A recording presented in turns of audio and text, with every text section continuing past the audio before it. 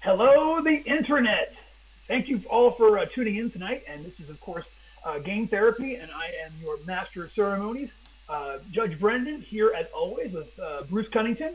And we are getting ready to bring you 3 hours of some exceptional gaming. We're going to go ahead and try to, we're going to, this is pure therapy. This is going to be in with the gaming, out with the nonsense. That's our whole theme here. And of course, as always, we are bound to bring you 1,000 insane worlds. That's our goal here. We're the only online streaming game that guarantees that. So 1,000 streaming worlds coming your way. I believe we're up to 3. This is number 3 here. So get ready for that, everyone. Just if you're keeping score at home. Hey, I'm gonna go around and tell people who you are. Tony, tell people who you are, who you're playing today. Hey, I'm Tony. That's the name. Is Tony. Playing Throg the Warrior. Gotcha. And Pierre, tell him who you are, Pierre. Well, I'm here, and tonight I am playing Roar the Warrior. Roar. I love it. Okay, and Scott, is that right? I've forgotten your real name. Will, who the heck are you? Somebody speak up. Tell me who you're playing in New York. Yes. My name's Frankie. I'm playing Roland the Righteous, a squire. Used to be a squire, now pursuing life as a cleric. Loving it. And last but not least, my name's Tim. I'm playing Destarand, Wizard. I love it. And I'm Bruce, and I'm playing Bolsaw the Warrior. Outstanding. Okay, so without further ado, let's talk about who you are and where you're from. So all of your characters live on the Shattered Planet. At some point in your grandfather's day, a terrifying event came and destroyed most of the planet. So you, where it is now, you can actually see on a clear day, you can see off in the distance all of these chunks of the planet that was all kind of lined up in a row. Something about this event also gave your son sentience. So now you are all of these shattered bits of planet revolve around Azimuth, the living sun. And that's Azimuth, and his blessing upon you is the reason why all of your planets still have atmosphere and gravity and weather and things. His amazing influence, at least for now, has been keeping you guys all alive and going. It hasn't been easy, though. His enemy, the living void, has been trying to destroy everything, including your planet there.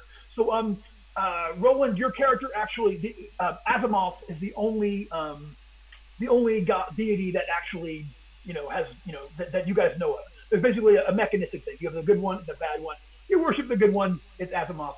Azimuth, excuse me. And that is, he is the source of your powers. And some days you can actually look up into the sun and actually see him looking down back upon you. You can see his eye upon you, his benevolent gaze.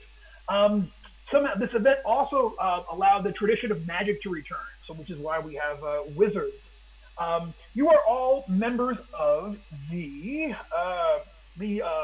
Lost Canyon tribe. Lost Canyon is you're the farthest north tribe of all of the civilized people.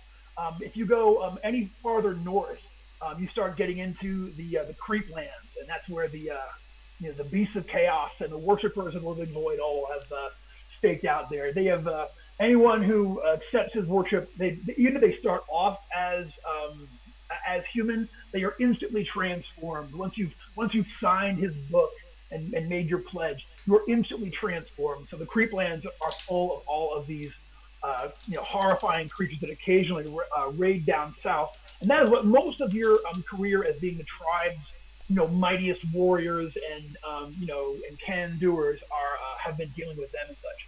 So on this particular day, you guys all wake up. It's another hot one there in the vast jungle around Lost Canyon that is your home, and you see from there's a Beacon Hill is nearby here, where there's a continual flame that you guys are able to use to communicate with the other tribes, the other civilized tribes throughout the Shattered Planet. And you can see that today,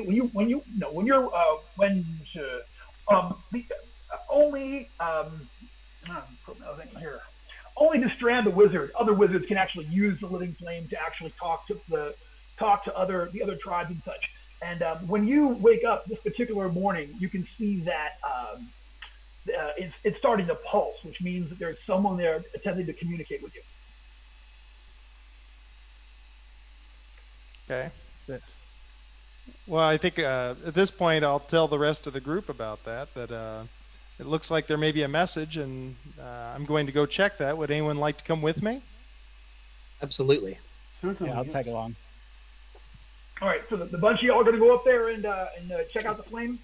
All right, you guys get there. It pulses for a few moments more, and once it has sort of settled, you see that in the depths of the flame, you can see your counterpart from the Monument Hill tribe is there.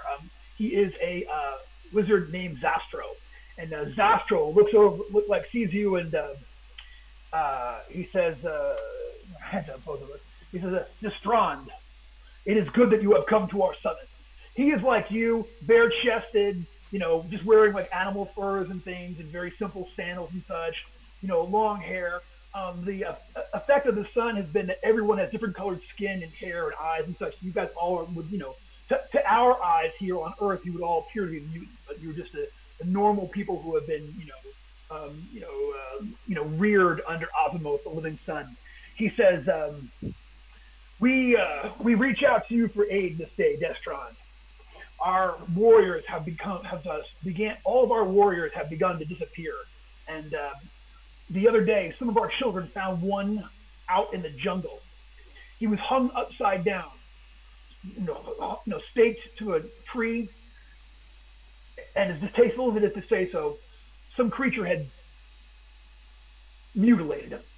We don't know who has done this and what have, but all of our warriors have been disappearing, one or two at a time. And now we reach to our brothers in the north in our time of need. Okay. Friends, it sounds like the Monument Hill tribe is suffering some difficulties. They are having their warriors disappear and be mutilated. They're asking for our help. Would you all like to help them? Yes, we should avenge them dead. Excellently put, Roher. Well done. So at this point, there's nothing else to do other than tell the chief that you are on your. Tell the chief and go on your way. The chief, Isak is like, this is good. It is good for you to go and for us to aid our brothers in the south. Go, bring honor and glory to Lost Canyon. Return with the answers we seek and the revenge that we all crave. I would give you some of. Yes, I will give you one of our tribal artifacts to take with you.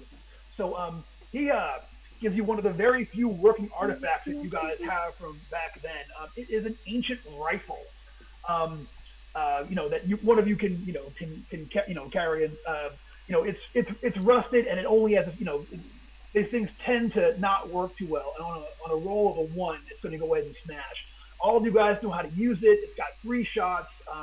It's got extreme long range, but only 3 bullets that do 2 die each.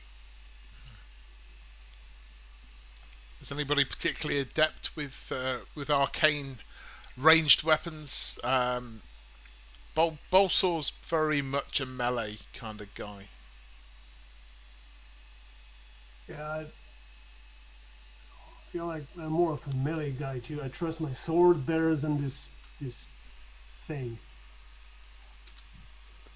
Well, I'm only carrying this modest sling. A rifle sounds like a nice complement to my weapons. I'll take it if no one else wants it. Yeah. Izak says, take it. Carry it carefully, Roland. And bring us honor and vengeance. He hands you the rifle. Dun, dun, dun, dun. Thank you. So, may Azimuth bless you. Azimuth. Sorry. Azimuth. I keep going back and forth. How do you spell? It's AZAMOS, Atomos, I suppose. Maybe AMOZ. Anyway, yeah, you guys start making the trek to Monument Hill. Monument Hill is they're a tribe. They're a much bigger tribe than you, with many, many, many more people. They're far to the south, and they're called Monument Hill because they are under the shadow of this enormous statue of what people suspect to be a queen of the ancient world, although no one has any clear information on that any longer. Just that the statue has stood there since before the history of your people. It's been standing there, and the Monument Hill folks have been down there ever since. So as you guys, it's a 3-day journey there. It's quiet getting there and such. Other than a few patches of rain, you don't really have anything, any kind of event. But the third morning, you wake up and start making your way, and as you do, you actually see smoke coming from where you believe the village is. So far off on the horizon, you actually see black smoke rising up.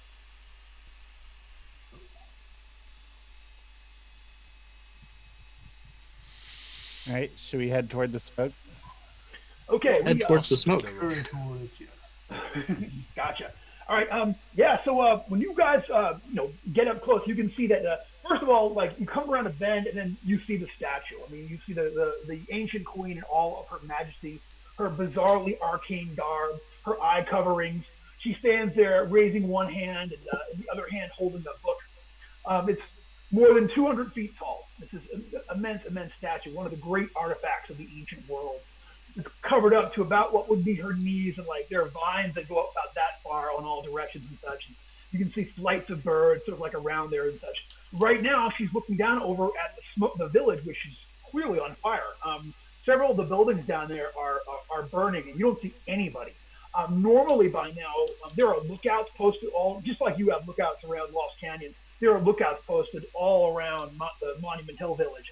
And you pass a couple of their platforms that are up in the trees, but you see no lookouts today, and no one has sounded the horn to let people know that allies and friends are inbound. It's very, very creepy. You've been here many times before. They're your closest real civilized, real civilized tribe mates, or tribe mates.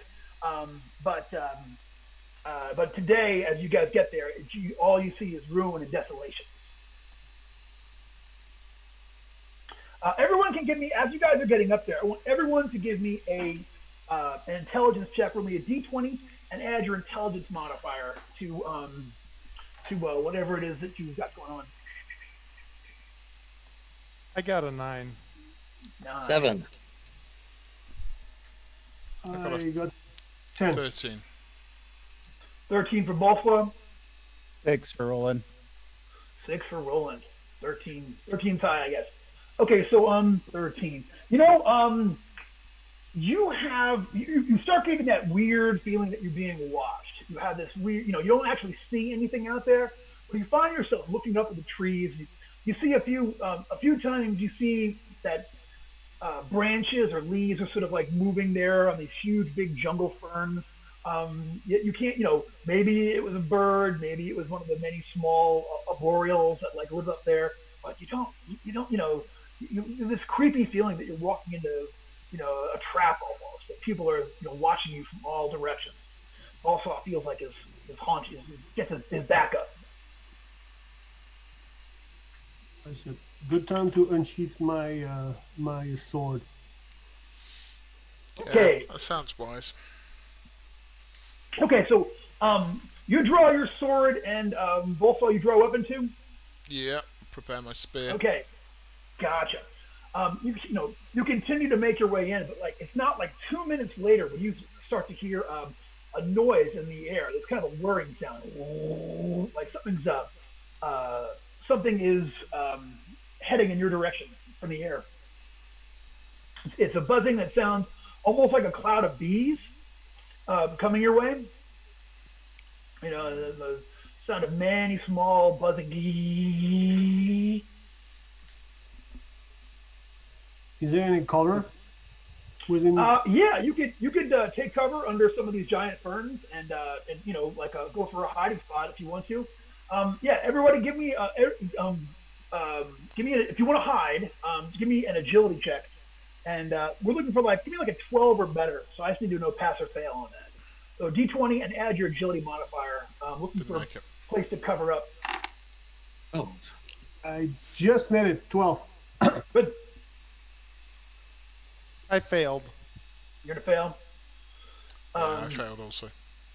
Okay, so I'm thinking about casting Holy Sanctuary instead of hiding. I don't know if it's too early to break that out, but dude, I mean, go ahead and cast.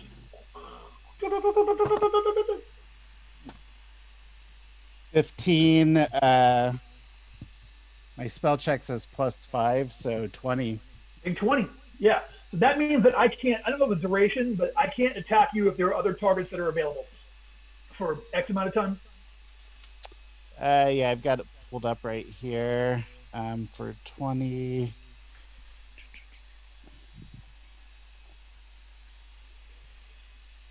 Enemies are compelled to focus their attacks on other targets. Gotcha. So Roland puts his hands up and calls down the towers of the sun, and for a moment, his body glows with fire as he evokes mighty Asmos. And and as he is doing that, Destrand, you're trying to hide. Bolsaw, you're trying to. Everyone's kind of like hiding, sort of like taking cover from the air. Okay, Bolsaw, as you think you've got a good spot, and Throg, you can see where he's clearly got his back exposed. You're trying to catch his eye and let him know, and that is when something comes out of the air. You see a red streak. What is your armor class? 16. 16. You see this light comes out of the sky. It just misses you, but it scorches a patch of earth just in front of your feet, just like inches away from you. And a moment later, you see these things floating down out from beyond part of the tree canopy ahead. So there are 3 of these. They're machines. These look like machines of the ancients. You've never seen anything like this before. They're not rusty or old or anything. These things look like they're in amazing shape. Imagine someone made a metal carving of a human head, complete with eyes and everything else. It has 2 things coming off the side, like little wings, and you don't know how they're able to hover and kind of hang in place. You don't know how they're able to do it, but they're all kind of like coming down in your direction right now. So they drop down until they're only about 10 feet off the ground, and they start making their way over to you. It looks like they're all 2 of them are headed at Bolsaw, and 1 is headed at Destrand. And when they get up, by the time they sort of come under the tree canopy and get close, they are about 30 feet away. And let's go ahead and roll initiative, because these things are coming at you with what appears to be extreme prejudice. And these things are going to go on 12.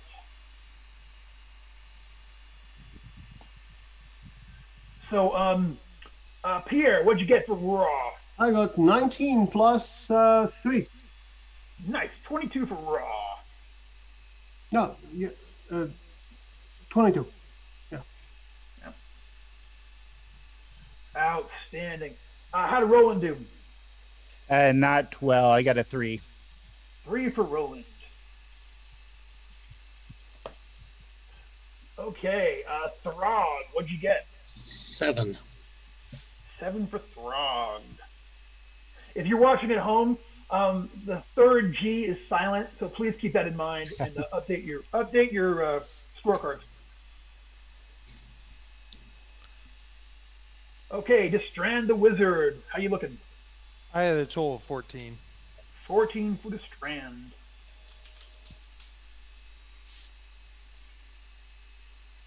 Outstanding. And Bolsaw, how you doing? 10. 10 for Bolsaw. Okay, so it is Rar first. These things are 30 feet away, hovering about 10 feet up. The 3 of them seem to be they're in kind of a formation. They're coming at you with one up in front and the other 2 flanking them, just a little bit to the back and such. And they have these, you can see that they are moving around these things, these sort of underslung pieces that you think are the actual beam projectors of their weaponry, and they are they're coming at you guys, like making this kind of like a loud buzzing sound as they come in, and they are there coming at you. So what's your character going to do? Either way, I can actually stealthily reach a branch so I can be even with them because they are flying over the ground. Yeah, if you give me a climb check and a good stealth check, absolutely. The climb check is easy, okay? So just give me a DC, because these fern trees, these ancient ferns are made to be climbed for y'all. So just give me a 7 or better on a strength check to climb a tree. Oh, 1. Yeah, so here's what happens. So you leap up to the first branch of a tree, and it just snaps on you. And when that happens, like all 3 of them suddenly turn in air and train their weapons on you. Dun dun dun dun.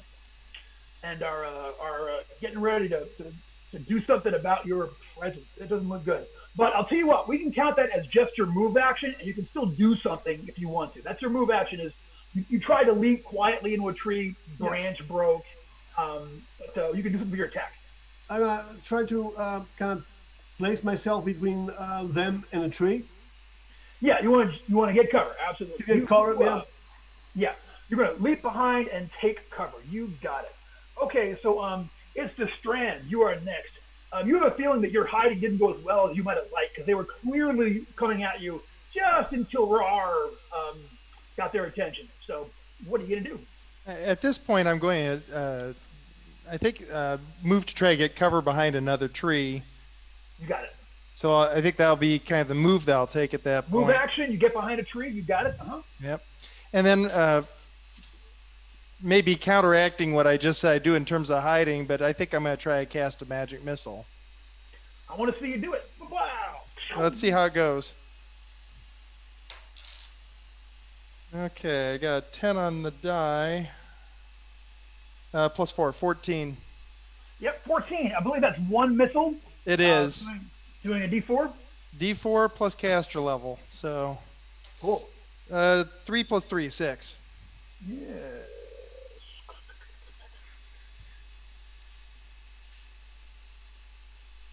Okay, so that's. All right, so you blast the center one with a magic missile. Burst blood. And you hit it. It's obvious. It's still coming. I mean, it still looks like it's very tough. But the fight continues, and this thing sort of like makes its way into where you are. That was awesome. But it is their turn. So the one is going to swoop down and is going to fire at Bullsaw. Here it comes. This is going to be I'm going to get a 21 with that shot. It is actually going to be able to zap you with its beam weapon. Yes, sir. I believe so. Okay, that is going to do...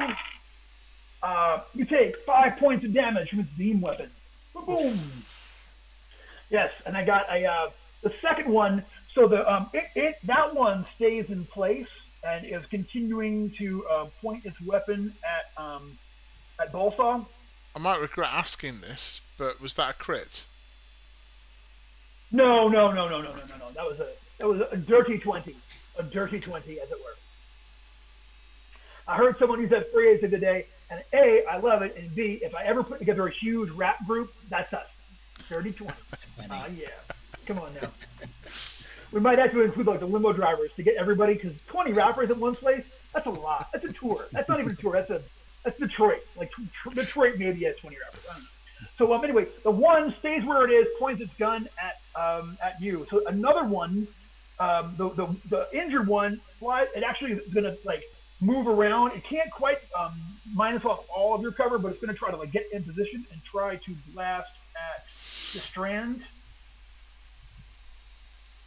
And the third one, sure enough, is going to try to blast on Rar.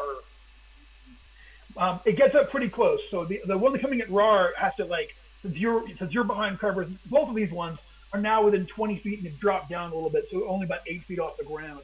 So here comes my second shot. One is at the Strand. I'm gonna get an 11. I don't think I hit you with an 11. And then the last one comes at Roar. I'm counting you guys. I'm subtracting off their hit modifier for you having cover. So Here comes the second one. Be a total of 13 against Roar. Does that catch you? No, because I think that you said my AC was what, 16? 16 plus or minus your agility bonus. Okay, yeah. Barbarians of the Shattered Planet are nimble, fast fighters. My AC is 17, so no, you don't hit me. Outstanding. Yeah, so that was not great for them. Also this round, you see another one appear, but this one's different somehow. It actually sort of like floats like down almost directly from above, where it's like 60 feet up in the air. And you see that it sends this cascading light out. It just sort of like, it's like a strobing light down over the entire area where you are all hiding. It doesn't do any, it doesn't attack. It just seems to shoot this light down on top of everybody. And that one is way, way high up. It's also quieter than the other ones. You can barely hear its noise up there way top. And that is it. So what is Bolsaw? Bolsaw, your turn. This thing has now catch you. It's, like I said, he's still like 30 feet away, 10 feet up. And you feel your barbarian rage begin to reach up. You look down at your wound there. So it's 10 feet in the air, so it's within spear range, right?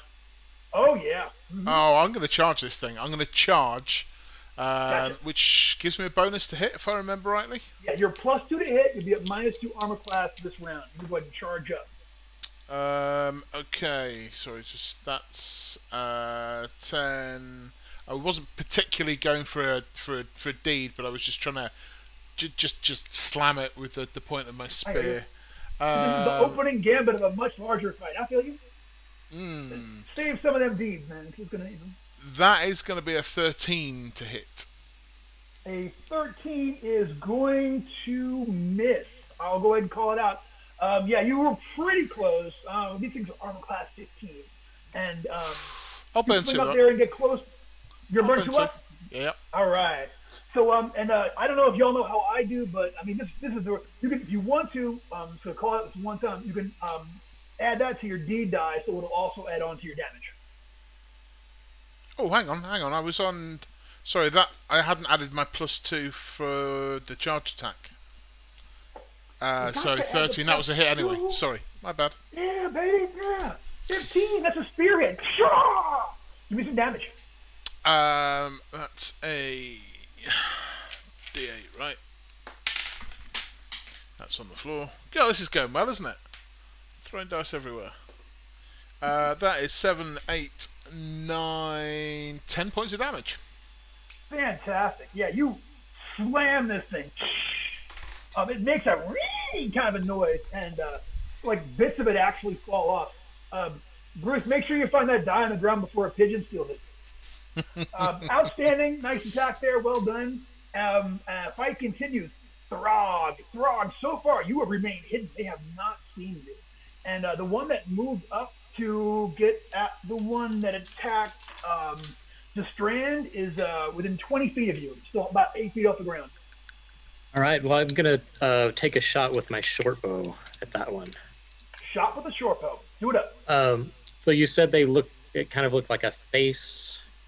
Yeah, imagine like a flying robot head, okay? Mm-hmm. Hanging under beneath the robot head is like the gun. It's like hanging like under where its chin would be. It's like, no. The head is all, it's all angry looking, great big slanted eyes, kind of a grill for a mouth. And then coming out of where its ears would be, it's got these two kind of like guider wings, little tiny lights all the way across it. But there's no blades, no propellers, no jet turbines. They're just kind of hovering there in the air and making that insect hive buzzing noise. All right. Well, with this shot, I'm gonna try to hit one of those wings. If it's flying, it's got wings. Let's see if we can. Gonna try to wing it. I feel you. So your D die is going for winging it. That's this one. This one has already been injured, so take your shot. Add your D die. All right. That's a 5 on the D die. Oh, baby. Let's see, for a total 17 to hit. Bam! That's a big old hit. And the damage is going to be 9. Goodness gracious. Nice shot. So you fire that arrow, and it actually goes right through its like right wing. It keeps flying. Shattered bits of it fly all over the place, and it's like and it actually lands on the. It's like coming in to land hard on the ground. It can't with a 5 to its wing. It can't fly any longer. So that one is it's not its turn yet. It can't move, but you can tell it's going down.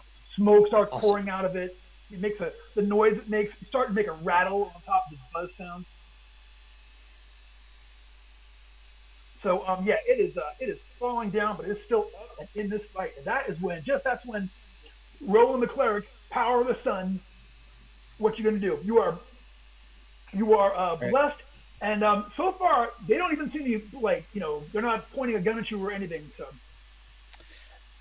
Well, this might be a bit of a long shot, but I am feeling emboldened by bathing in the light of Asimov. I'm going to try this rifle out and try to hit the one that's higher up that's, like, not in combat, but is, like... Okay. You can, the one that's 60 feet up, you can totally do that. It's actually it's an easy shot for that rifle. Like, you're within one range increment, so you beat your normal chance to hit with that. But be aware that... if you fire at this thing, that is going to cancel your spell. You're making an attack. Oh, really? Yeah. You can totally do it, but just making an aggressive action like that is going to cancel your spell. You can totally blast it though, and hell, you got a rifle. So. Okay, let's do it then. I'll try to shoot it down.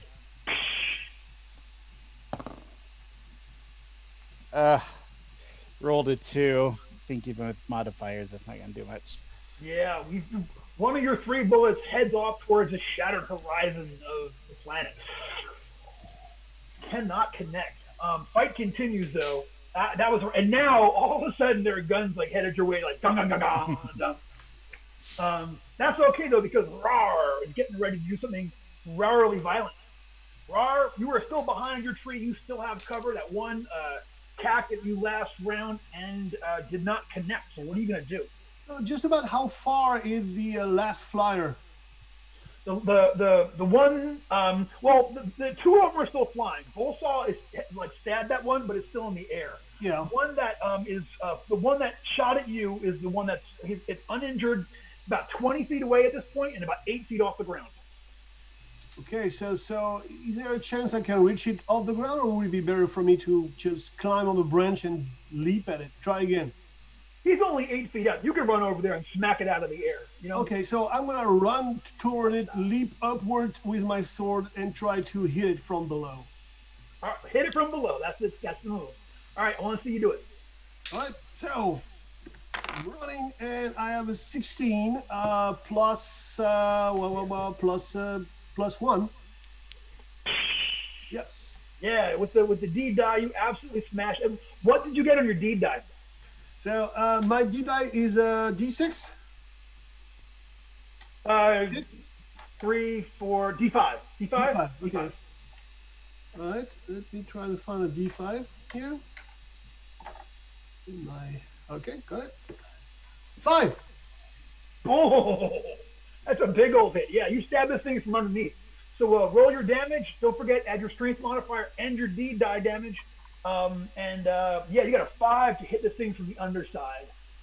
I'm going to say that is going to you're going to actually hurt this thing's aim. If it's still alive after this thing, and it very well will be, it's going to have a minus to hit. So it's a 2-handed sword. So it's a D10 plus the D die, right?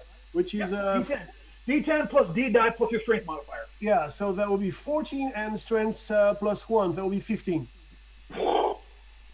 So you smash this thing from beneath. Hitting it from underneath like that, where its weapon is, like you've really done a number on this thing's ability to. It can't like move all the way around. Its turret lost some of its motility, I believe is the term. So yeah, it's going to get a big old minus to hit. Some pieces rain down from it. It's right in front of you. It's still in this fight, but your combat instinct says that this thing is not going to survive another shot of that magnitude. Not even close. That was awesome. Strand the Wizard. I want to hear what you're going to do this round before I blast you. So I'm fixing to. Well, the one I hit with the magic missile last round, what's its condition?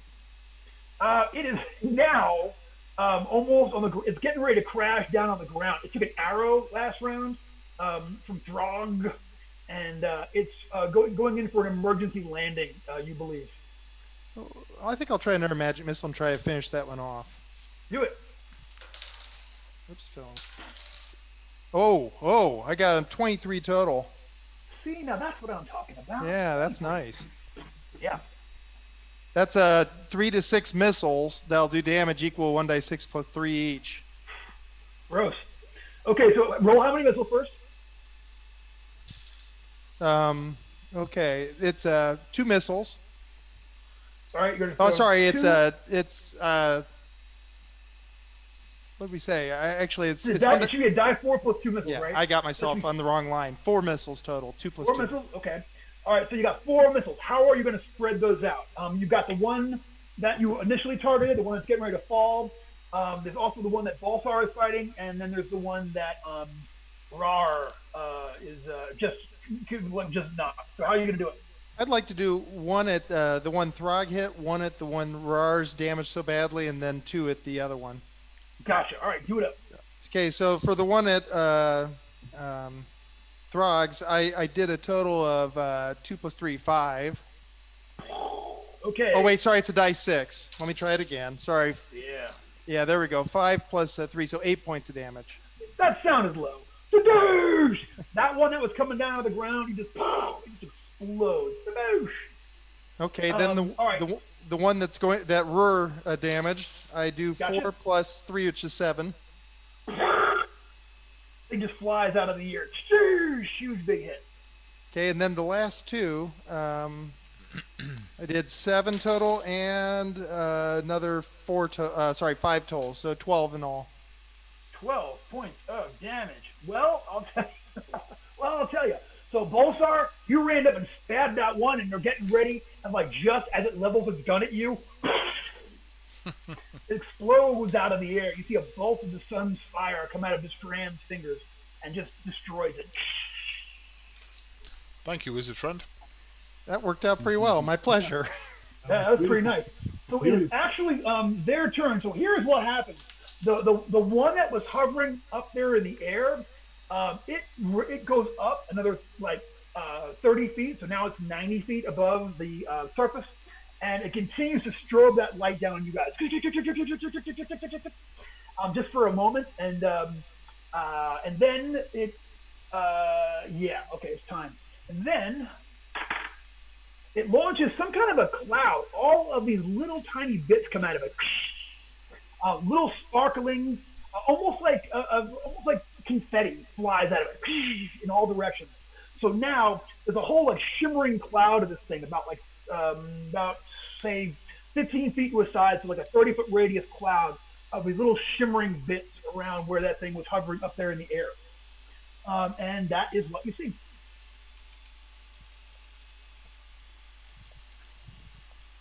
But you guys can go ahead and go. So it's everyone. Bolsar, it is your turn. So you see this thing is now 90 feet above, and there are so many little bits up there. It's kind of hard to target which one it is. You know what I'm saying? It's like it's as if your eye goes from one piece to another piece, and it's. So this stuff that's floating down, it's what like confetti size, or? It's bigger than that. It's like I'm trying to how to be this. Yeah, but like almost as if it put out little flaming pieces of silvery, gosh knows what. Are they metal? Are they paper? You don't know. They're kind of like, you do see that they're kind of like faltering in the air. They're not hovering. They're sort of like falling down very slowly to the ground. So like where confetti would fall like a rock, this is falling slowly, almost. Okay. I'm inclined to take cover, and if I can, swap to my sling and just ping a rock out there, aiming if I can at this the thing that dropped it. But really just curious if I can just get a stone or a sling bullet up there and see what happens. All right. So you are firing a sling bullet up 90 feet, which, as we all recall, he said as he looked it up, is going to be to long range for a sling. So you can make that attack. Give me a D16 plus your D die plus your agility modifier to try to get a rock up there at this thing. Yeah, that's going to be a 9. That's probably not going to. you for a moment you're like, I got it, and then it actually hits one of those silver bits and kind of bursts through it. And now that it's hit it, it must be something like tinfoil because it just kind of like crumpled and sort of fell in a couple of that was different that was my main main goal was to try and figure out what this Test it stuff's out, like. yeah. So. Just hovering paper. You don't think it's, who knows if it's harmful or not. It could be toxic. Could have magic on it, dude. Could have magic. So, could be the evil magic of the living void. Because Lord knows, the evil magic of the living void has taken more forms than you can recall in your lifetime. But that's not what happens next. Next is Throg. Throg, you have your bow out. You see that this thing is like 90 feet up in the air, and now there's a bunch of little silver bitty targets over there. And Bolsaw fired a heroic attack, but it just sort of hit one of these things. You saw it sort of crumple in the air. Yeah, I'm gonna follow Bolsaw's lead and take a shot at that thing up there. All right, take a shot. You're in regular range for a bow, so. Yeah. 17 again. Okay, 17. 17 is going to miss. Once again, you thought like you were targeting it, and you wind up like hitting more of that the whatever that distracting silver stuff is up in the air. It does not connect. So what is Roland? Roland, you still have your rifle, but now there's a whole lot of targets up there. It's looking tricky.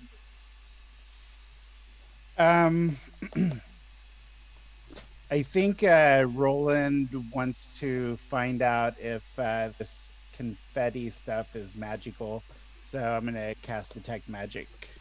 Okay, cast Detect Magic.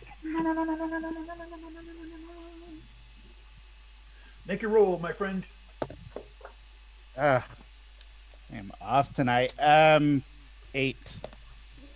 An 8, yeah, that's not going to work out, and you pick up a point of disapproval. And you can feel like a bit of a sunburn starting to spread on your body. But that is, we're top of the order. It is Rar and then Strand. So, is there any way I could reach this thing in the air? Is there a tree tall enough? No. No, it's way above the line. Yeah, there are some very tall ones here, maybe even like 50 feet tall. But there's nothing that you feel like you could climb up to get up to that height at this point. Okay. So, well, there is nothing left on the ground. So I guess I'm going to seek refuge under a large leaf or a large bush so as not to be hit by the flying little shiny paper. Gotcha. You are going to take cover. Greatly. Gotcha. All right, you take cover under a tree, no problem. So you go ahead and get yourself some cover, and it is Destrand, 90 feet up in the air. What are you gonna do?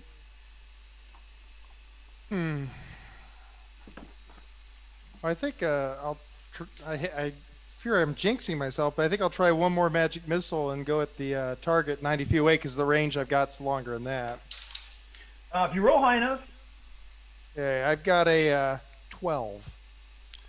12. I think that is in the no zone of that, but I'm going to take a look. It's a single missile. It does 1 point of damage. Yeah.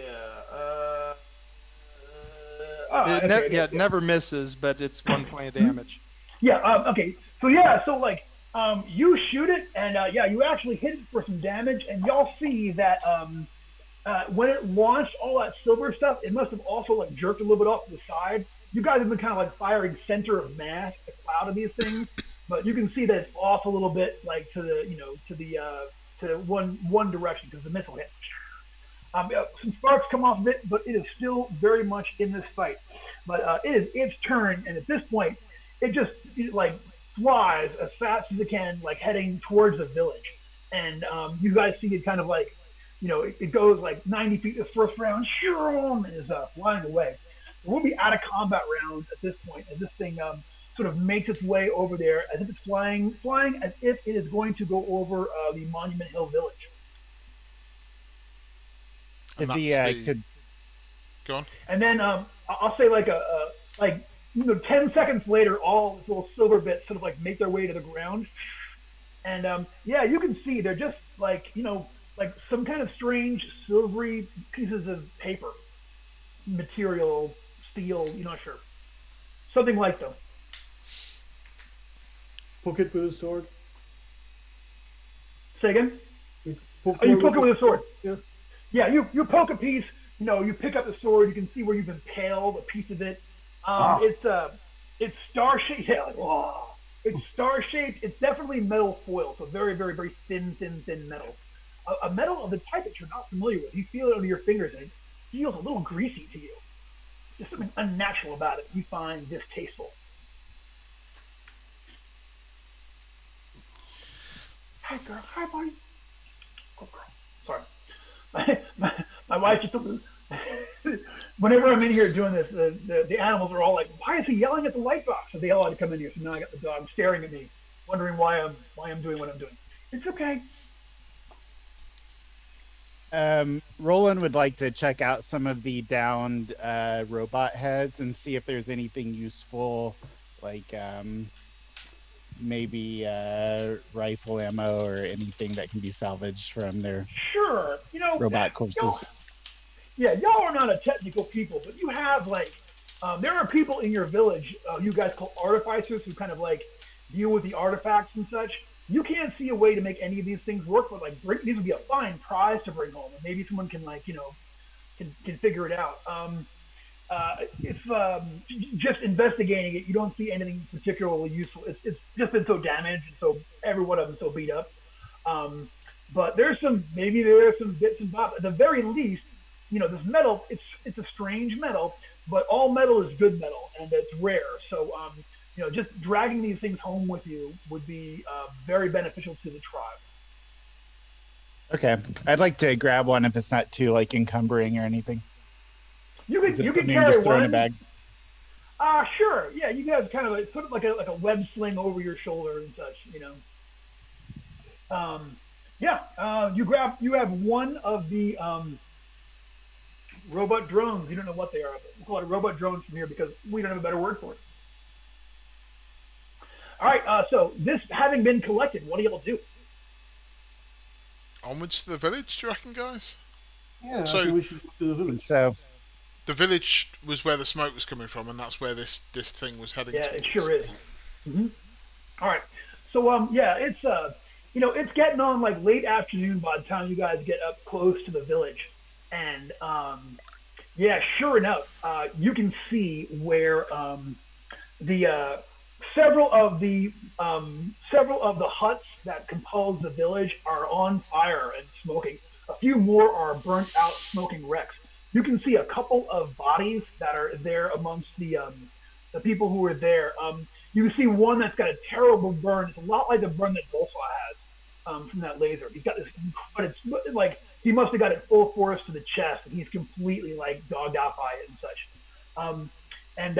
You see there's one hut that is still standing there, and as you guys get close, you can see that there's a big gaping hole on the side of it where something must have hit it. And for a moment, you see something in there looking back out at you, looking over the edge of the breach in this wall. It looks like a person, somebody with white hair. Oh. I'll go in through the hole. All right, you pop in through there, and sure enough, it is one of the elderly tribesmen of the Monument Hill tribe, and he has got a fire starter in his hand that he's getting ready to defend himself with. And he goes, I know you. You have come. You're from the Lost Canyon people. Yes, we are. Come inside quickly. He looks outside at the skies and says, all of you, come. run in. Yes, All right. I'll follow. Yeah, you guys get in there. You can see that there are him and one other very old person and a child, a young boy of what must be no more than about 5. They're all kind of in there cowering. They look terrible, as if they've been up for a while. They're filthy and covered in dirt. And when you get there, they're like, "You have come too late. Last night they came in the night.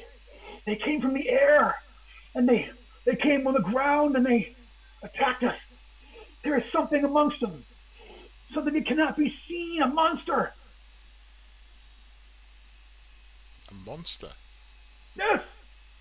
I saw it in the darkness. I saw it move. It it was a shape. It was the shape of trees. It was the shape of ground. It was the shape of a wall. It came at us. Please, it is too late for us. Our village is doomed. But you must avenge us, as is the law of our people. Well, we're here for honor and vengeance. As is right. We shall stay here, and until we know they are all defeated. But all of our warriors. First, they took the warriors. Then yesterday, they took Zabros, our wizard. And Destron, you're like, oh my God, I just spoke to him. Like that must have happened the last 12 hours or something. You know what I'm saying? That he disappeared. And then in the middle of the night, then came fire from the skies and these beasts in the ground and this invisible monster. Are there any other survivors other than you? Some fled into the jungle. Some of the women I saw run into the jungle. What has become of them? I do not know. Did they run ahead of the village or from where we come from? He kind of stands up and looks over the breach in the wall there. He said they ran towards the river, and he kind of carefully points over off to your west. So in other words, you would go out of this breach, go through the rest of the village, and keep going into the jungle in that direction. You vaguely remember where the river is. You've been here before a couple of times. You vaguely remember, that the river is over there off to the west someplace. Okay.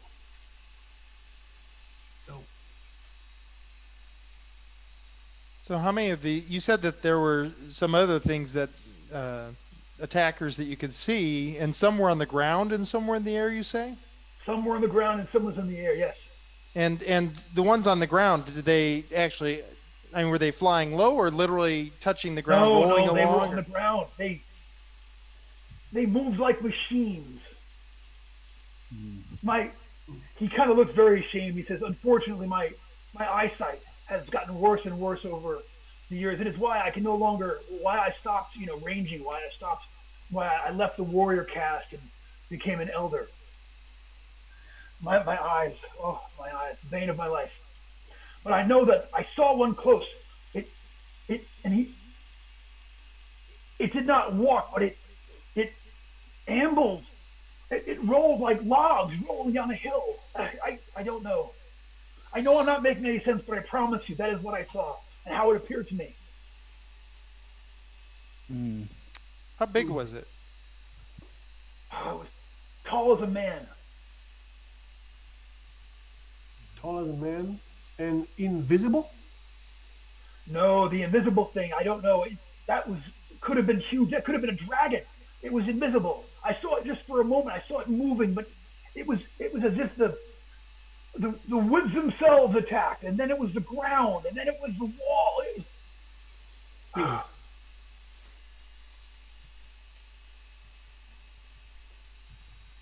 So apparently we have some ground enemies, we have some flyers, we know that, and we have some kind of monstrosity that dominate them all, right? Yes. Yes, and I do not know why they came. Only that they came here to destroy our village and to sow discord and grief. Why would they do this? They didn't take food. They didn't steal anything. They just slaughtered us. It makes no sense. It's against all the laws of our tribe. When did they start taking your warriors? A week ago went the first. Mighty Acock. Acock went out on patrol and never returned.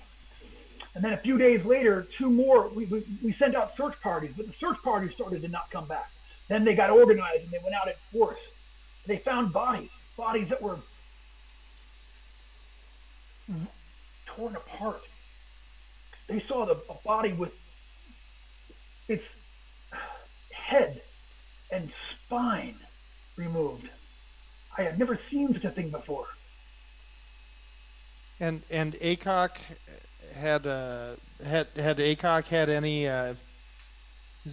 Are you aware of Acock going somewhere unusual or different at that time? Was he exploring Just new on territory? patrol.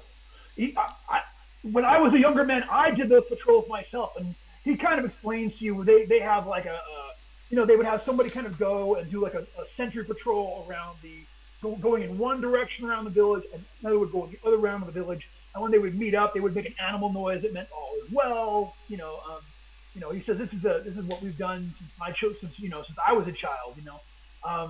They went and walked to a very wide perimeter, actually through the jungle, sort of like the farthest edge of the village. He said they went out there on patrol and never returned. Did anything in particular strange happen before those warriors starting to disappear? Any particular event, any sky event? No, we saw nothing like that. We saw nothing of the sort like this. I saw nothing. We had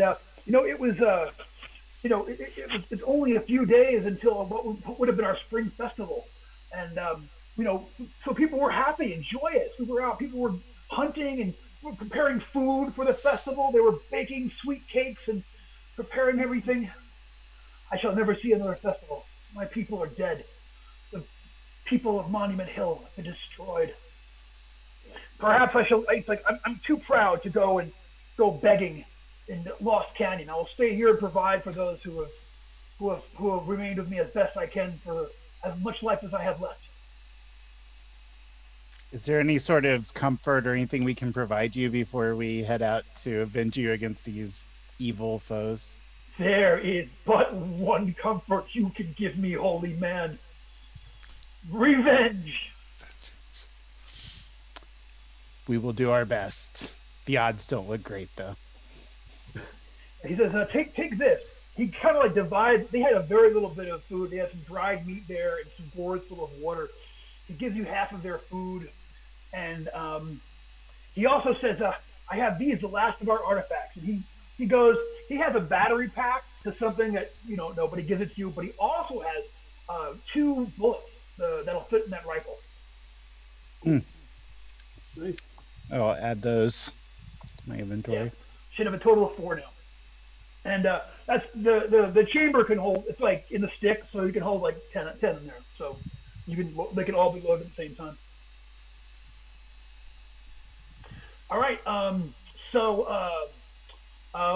What do y'all do? He says, he tells you like the last time I saw anybody run off, it was that way towards the river. But I don't know. That's the last place I saw anyone go. If they could be rescued, it would be good. It would be good if they were still alive. I would love to know that my daughter's friends were still somewhere out there, even though my daughter I know was taken.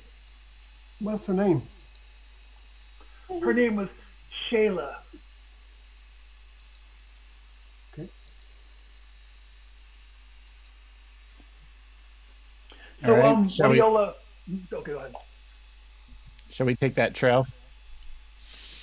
Or another route? All right, so you guys are going to make your way the direction that they said towards the river. Yeah, if we can, find any more survivors and get them safe first. So you guys head out. Like I said, right now it's like high noon. The sun is high in the sky, and it's very, very humid out here in the jungle. Sorry, Tony, your dog is hilariously cute. I'm just gonna nap there. So you guys make your way, and you can see here in the jungle. You can see where there has been where there are like scorch marks along the way and such.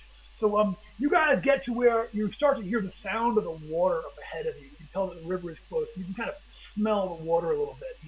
The stream that runs past Memorial Hill. You keep going a little bit further, and you come into a clearing there by the river.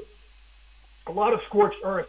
You can see a body is laying there in the ground, and you can see it's the body of their wizard who has been blasted. His chest completely blown open. You can see you can literally see into his insides there as he lays there and such. And someone is well, here's the thing though, okay? The wound on his chest is terrible. It's just a big jagged bit. Both of his hands have been removed, and his hands seem to have been removed with like a precision that you've never seen. I mean, it's like amazingly neat cuts along his hands there, and no blood. Oh, Wow. like he was burnt. Yeah, almost like he was burned. But what could burn off his hands at such an incredibly straight angle? It's puzzling.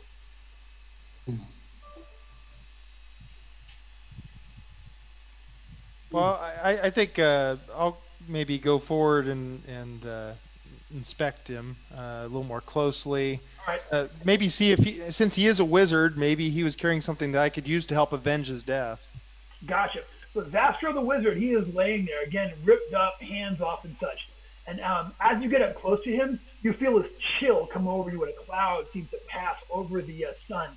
And suddenly he sits up and looks at you, but like his face has taken on this pale gray pallor, and his eyes look insane.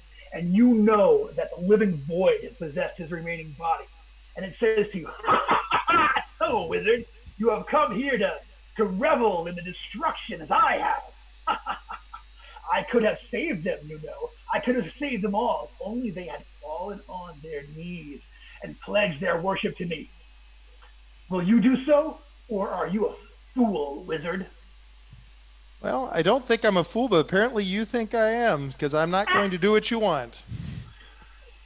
Only the void remains. The void shall take you all eventually. They could have listened. I could have saved them from its threat. Oh, but they will not listen. Like all of those pretenders who kneel before the sun, their arrogance was their undoing, and it shall be yours. I hear them now. And he shrieks out like somehow his voice gets amplified, like way out of hand, like, "Come here! Come! They are here!" And it like echoes across the land, "Here! Here! Here! Here!" And yes, sure enough, you hear women's voices yelling from nearby, "Help! Help! Help!" And then you also start hearing those buzzing sounds coming in. So the women's voices seem to be to the north of you, and those buzzing sounds seem to be coming from the south and headed fast in your direction. What are you going to do? The body at this point like falls inert, and once again, Zastro is at peace. Well, is there, quickly I'll just ask, I mean, is there anything on his body again that might be helpful to at least... You give him a quick pat down. Give me a luck check, cuz. Roll D20, roll luck. Let's see if they miss something on it. I'm not holding my breath here on that. Oh, I got a nat 1. Oh, man, I got to respect that. You know what he has? He actually has his amulet. So, like, there aren't a whole lot of magical artifacts over here, but, like, sometimes some wizards can, like, make it, like, spend a, like, you know, it takes years so they can make a protective amulet. Yeah, he has his protective amulet still. It looks like it fell inside of his body cavity, which must be why whoever took all the rest of his gear missed it. But it's just sitting there somewhere behind the kidney stone, and, you know, some real jelly-looking thing that he wish you couldn't see right now. You know what I'm saying? Well, since I believe it would be something to be protective, and while it did not help him, maybe it will help me. I will. I'll go ahead and take it on. Add Zastro's amulet to your inventory. Okay. And then again, you hear screams coming from the north and buzzing sound coming from the south. What do y'all do? Should we seek cover and prepare ourselves, or should we go help those who are screaming? Let's go help the screaming women folk. I'm with Throg. Right. I think we We should help them, and on top of it, if they keep screaming, they are going to attract whatever is coming. No kidding. Yeah, no kidding. Yeah. Him, you know, the living void has, you know, somehow empowered that guy to have a super loud voice for a moment, and like, you know, you can tell that's clearly a problem. So you guys are to run north? Yes. Yes. Right. So you guys just run. You know, no one's got any armor on and everything, so you guys are fast out there in the jungle. You guys make your way, still hearing that buzzing coming up from behind you, and you know, like you look over your shoulder at one point and you see that one of the thing that was up way high is like coming. You start seeing the flashing of its light like passing over the jungle, but it hasn't passed over y'all yet. You guys get to a point where there's a little tiny lagoon in the river. There's a tree at the edge of the lagoon. It's hanging over it in one great big huge branch, and there's a net hanging from a branch, a net, an amazingly big net. And yeah, sure enough, there's a woman trapped inside this net, and she sees you, and she gets her face up to the edge of it, and she goes, and she looks over at you, and she goes, "Be careful! It's a trap!" She yells, and then and that is when this thing like pops up out of the thicket. It has the same robot head as the other one, the red slanted eyes, and the grill for a mouth. Except it's got a body and a torso that really looks very humanoid, okay? From the waist up, it's like a metal human, and you can see, as it pops up out of there, it's got this incredibly big, incredibly heavy metal sword in both of its hands and such. But from the waist down, it's got like a little bit of a stem almost coming out of its torso, like that's connecting it to this sort of like a machine part of the bit. It's got little round things, and it rolls on the ground rather than walks. It's just got so it's like from the waist up, it looks kind of like like mannish at least, you know what I'm saying, armor and everything. But from the waist down, you can totally see that it is some kind of weird rolling machine. And it comes out of there, whoosh, draws out this weapon, and you can see another one appear from behind the tree. Going over there and drawing the thing. So there's one 10 feet away from you, one 60 feet away from you, and let's go ahead and roll initiative. And these things are going to go on. For robots, you think they'd be all over it, but I got a 9. My second 9 for initiative today. So I don't know, robots, get in there. Ooh. I'm sorry, who got a 2? Initiative is I got a 2. I don't know what I add to it, but it's not going to be great. Your initiative modifier should be on there. It should at least be your warrior level plus your agility modifier. Okay, 4. So I got 6. Okay, 6. 4. Not great anyway. Hey, I mean. Okay, Ballsaw, what'd you get? 20. Good man. Okay, Throg. Also down at 6. Throg on 6.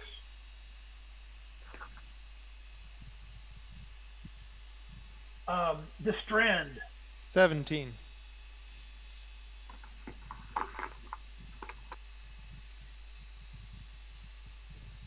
And Roland. I rolled a 3, but you still be at our. My initiative's plus 0. So. Yeah, have you forgotten the face of your father, Roland? I hope not.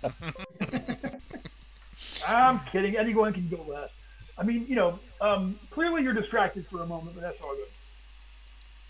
Bruce, you all good? Asimov is frowning down upon Yeah, me. I'm still here. I don't know why my camera's just died. Give me a sec. Oh. I don't know.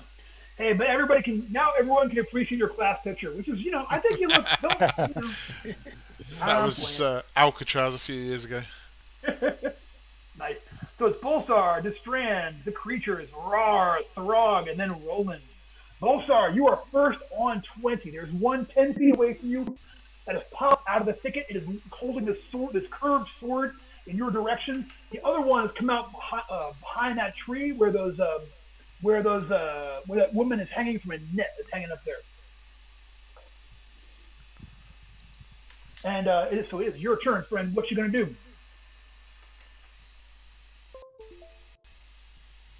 Did you drop off, Brucey? Sorry, I'm still here. I was just screwing with the camera. Okay, so I want to run at the thing that's closest to me. I want to swing the spear. I want to go in low, and I want my deed to be. So has it got wheels, or what's actually propelling it? I'm hoping that there's wheels I can jam the spear in the spokes, but I want to attack it low, or whatever is moving it. I want to try and cripple it, stop it moving. You go for its motivator. I got you. It's got kind of more like up, like it looks like in its front 2 corners it has what you would think of as big spiky wheels, but in the back it's got a whole bunch of wheels that have kind of some kind of a belt around them. The belt's got these treads that obviously are going to help it sort of move around up and down hills and things. So but you can go after its locomotion part. Yeah, sure, definitely. Go ahead and give me your attack. Roll your D die. Tell me how you do. Yeah, that's only going to be a 9. I'm guessing that's not going to hit. The deed was a 3, but I didn't hit. But you didn't hit, yeah. You run over there and you get close. We'll write this down. So or you don't get close actually. Yeah. You run over there, and as you get close, this thing for a robot, it is a deft warrior without and it's hard to read because its face is obviously completely still, but it just brings down its sword and just parries your spear as you go in low after it. I'm gonna let my dog out. Bobby Lou, do you want to go out? Here you go. You better get going. Go. All right, so he parries that as you come in with that attack, which is all good. It is Distrand. You are next. Hey, I'm gonna try casting Force Manipulation, and we'll see what I get. All right. Total of 12, so I just get the lowest option just above failure, so I can make an apple-sized sphere of force that I can hurl. And I think I'll just go ahead and throw it immediately. There's one of them that's not in melee yet, right? There's one that's not in melee yet. It's 60 feet away, and check your range. But this round, you can summon the spear and check. You might have range for that. I'm not even sure. But next round, you can chunk that over there and such. That's right, because I only got one action die. Thank you. Yeah, no worries. Oh, that's a good high-level wizard question. Can you cast that and then throw? Huh. Not according to the rule. I'm going to have to allow it, though. All right. So you summon this thing. You have this, like, for you guys, it looks like you're holding a little spear of solid light and fire in your hand. And you are getting ready to hunk down there over at these knuckleheads. That's awesome. You have that. It is their turn. So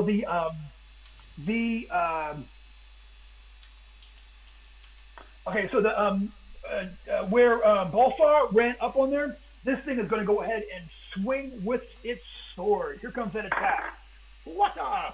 Yeah, dog, that's going to be a 22.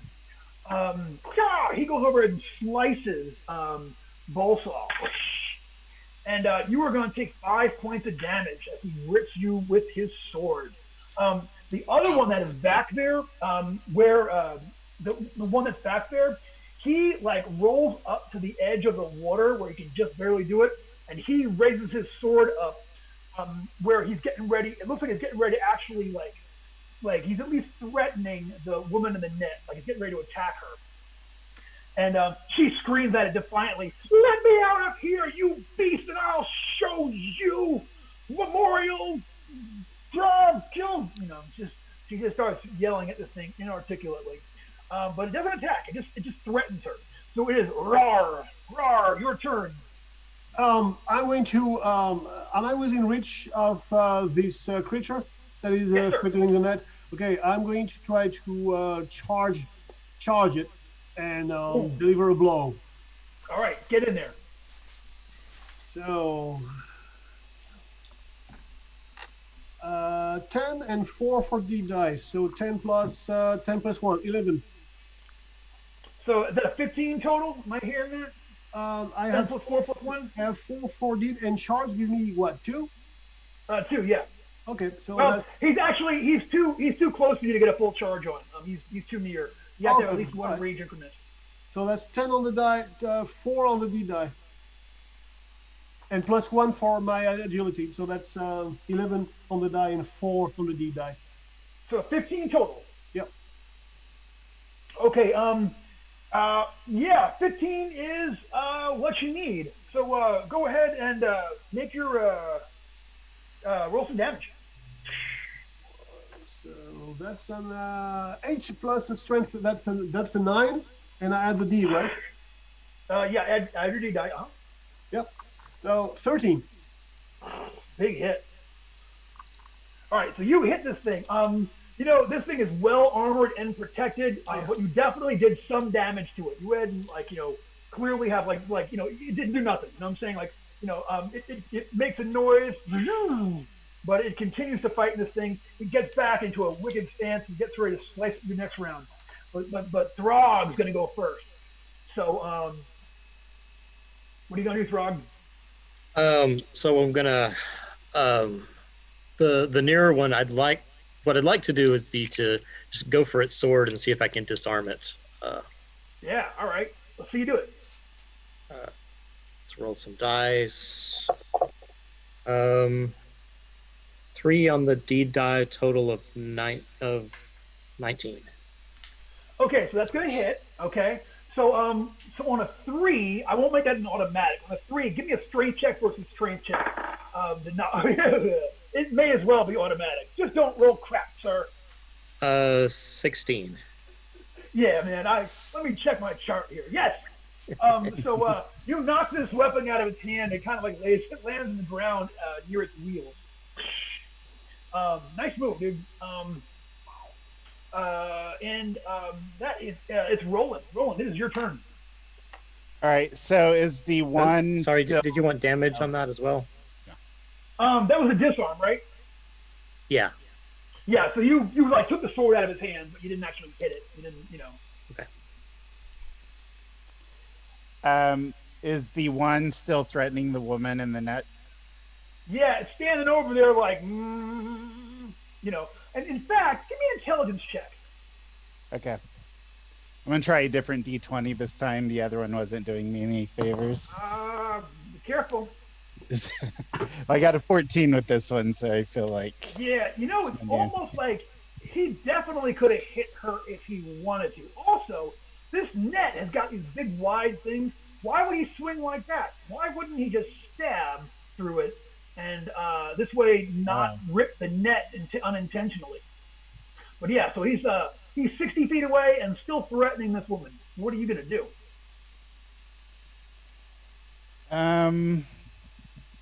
Well, now I'm questioning its intention. I guess I'll break out my rifle and attack the other one. Okay, so you're going to fire. Okay. Just be aware, if you're firing at that one, you're firing into a melee. Right now, Bolsaw and Throg and Ruhr are all in the thrill right now. So I'm going to stick with what I was going to do. I'm going to cast Word of Command and try to make it retreat. Okay, so here's the deal. You can totally cast Word of Command against these things. Give me a check. Okay. 1. That is not. Are you? Did you like run over a leprechaun on your way into the market today? Apparently, I did something that did not. That's okay. So 1-on-1. Roll me a die 4, cousin.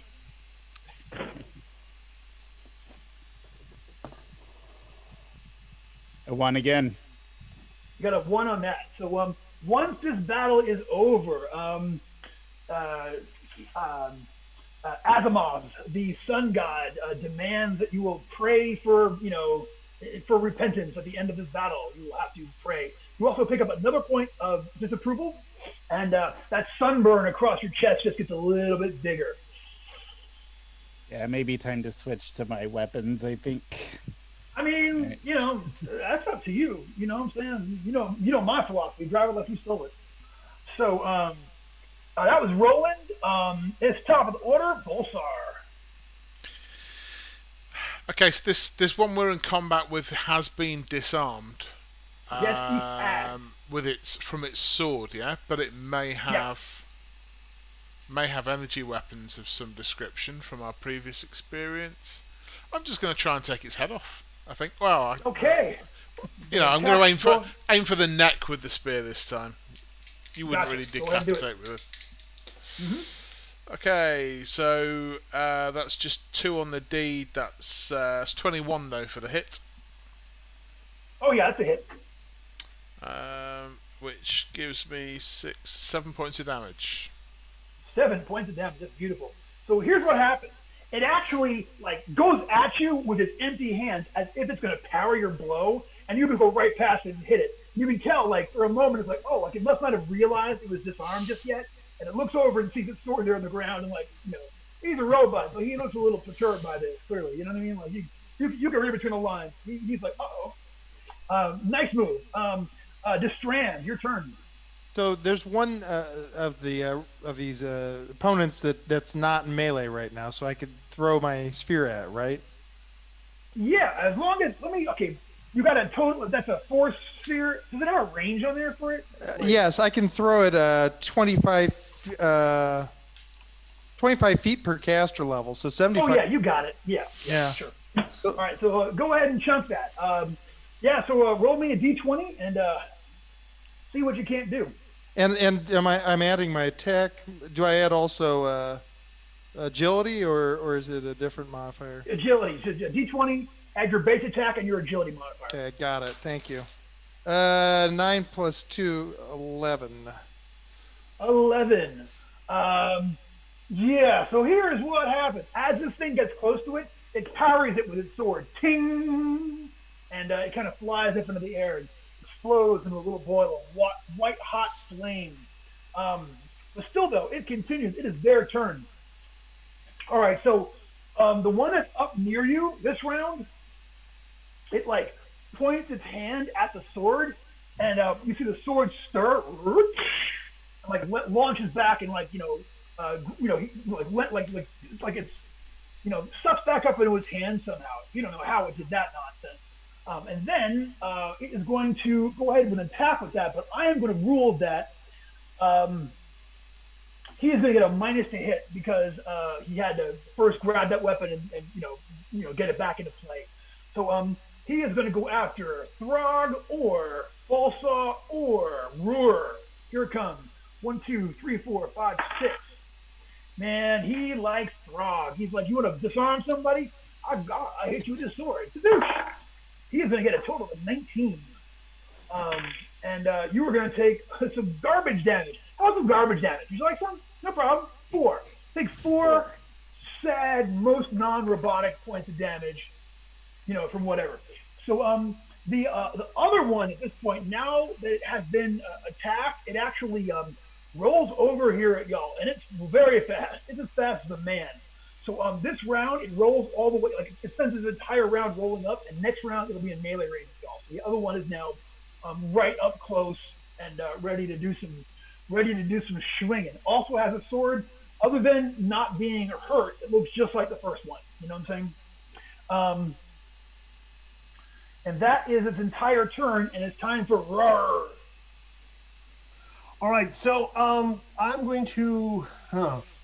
Well, I'm still next to the one who wanted to pseudo attack the net, and although I noticed that it was kind of strange that he wouldn't do it more ardently, I'm going to try to decapitate it. Okay, so you're going to decapitate the one that just got here. Yes. All right, so you step up to that one. By all means, give me an attack roll. All right. So, 7 and 5, 12. Total of 12. Yeah. He parries. He's as fast as the other one. Ching! And blocks that with his schmancy sword. Okay, so that is what you see for that. That was Mighty Roar, and it's Throg. Throg, he just cut you across the thigh. You want to take that kind of crap? No, having just been slashed, I'm gonna slash back. Hell yeah.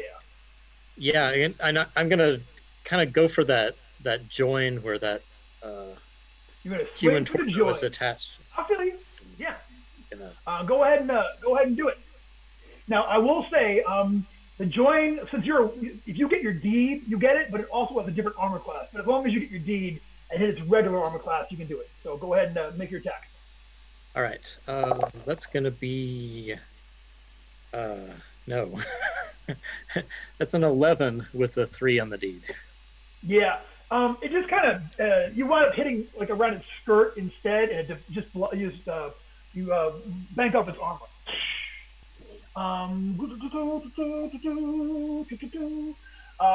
That's Throg. It's time for Roland to do some real damage, though. Roland, I got 2 robots incoming with swords and whatnot.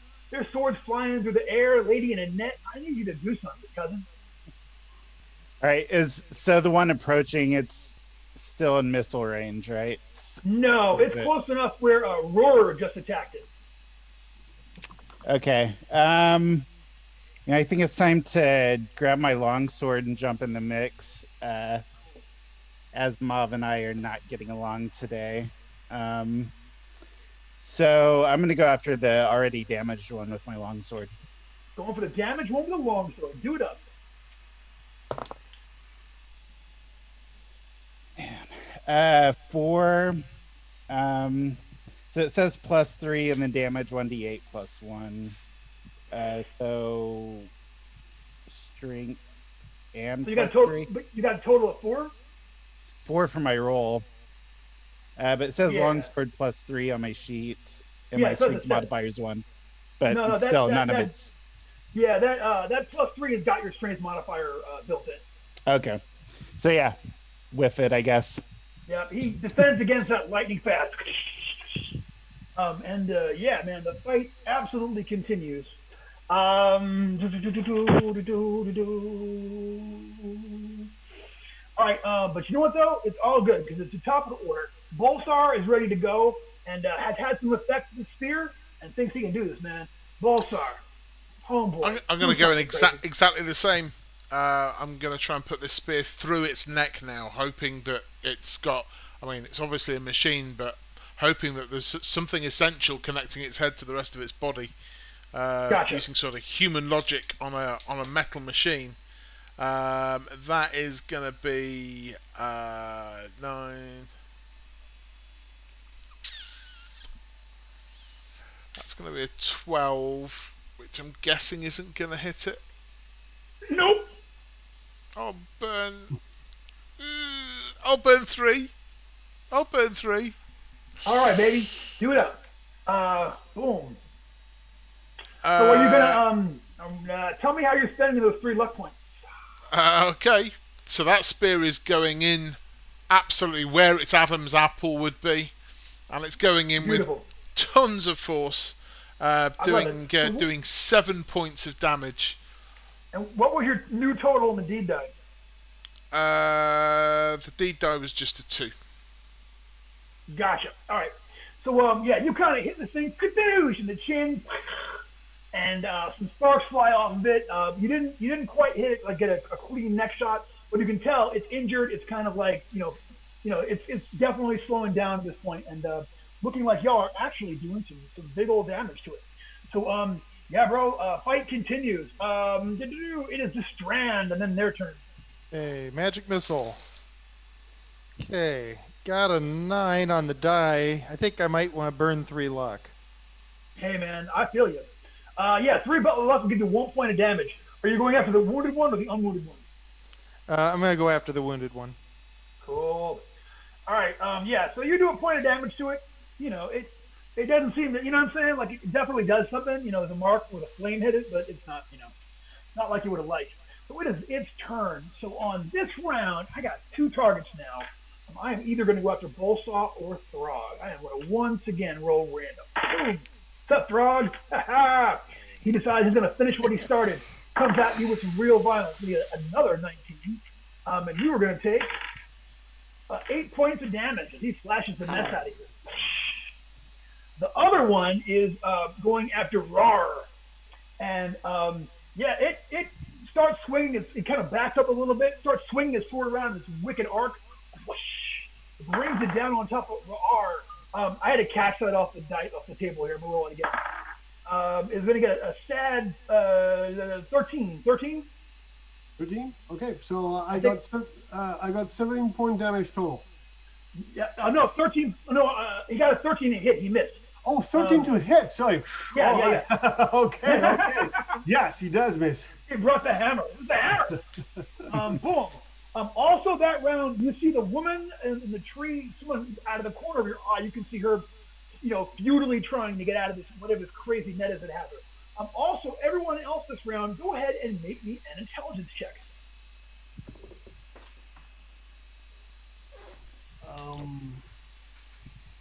17 for me. Yeah. 17 for the Strand. Gotcha. 15 for Roland. Gotcha. 3. 9. 6. Okay, Roland, the Strand. Out of the corner of your eye, you see there's a tree about 30 feet away. Up in that tree in the branches, you see an unnatural movement. First, it's like the leaves are moving around, but it's almost as if there's something up there that is moving that you can't quite see, but that is definitely like you can see its weight, holding down one of the branches. You can see whatever it is. This might be that dude's invisible thing that he was talking about, because you can just see its presence there, but you can't quite make it out. You know what I'm saying? Like you're not sure what exactly it's you can't tell what his deal is. But that is what y'all see. And only right now, only the Strand and Roland has spotted that. And that is what y'all see. So it is, we are back to Roar and then Throg. Roar. This one's in front of you. You two are over there just battling. Ting, ting, ting, ting, ting.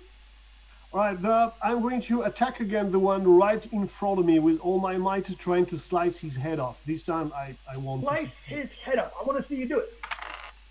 Oh, that's 14. 14. Oh, it's close. It's a close one. No cigar. Maybe I'll burn a point of luck. Hey, all right, and burn a point of luck. Yeah, that's gonna be fine. Give me what did you get on your deed die? 5. Oh yeah, beautiful. So roll me damage. So damage, it's a 1d10 and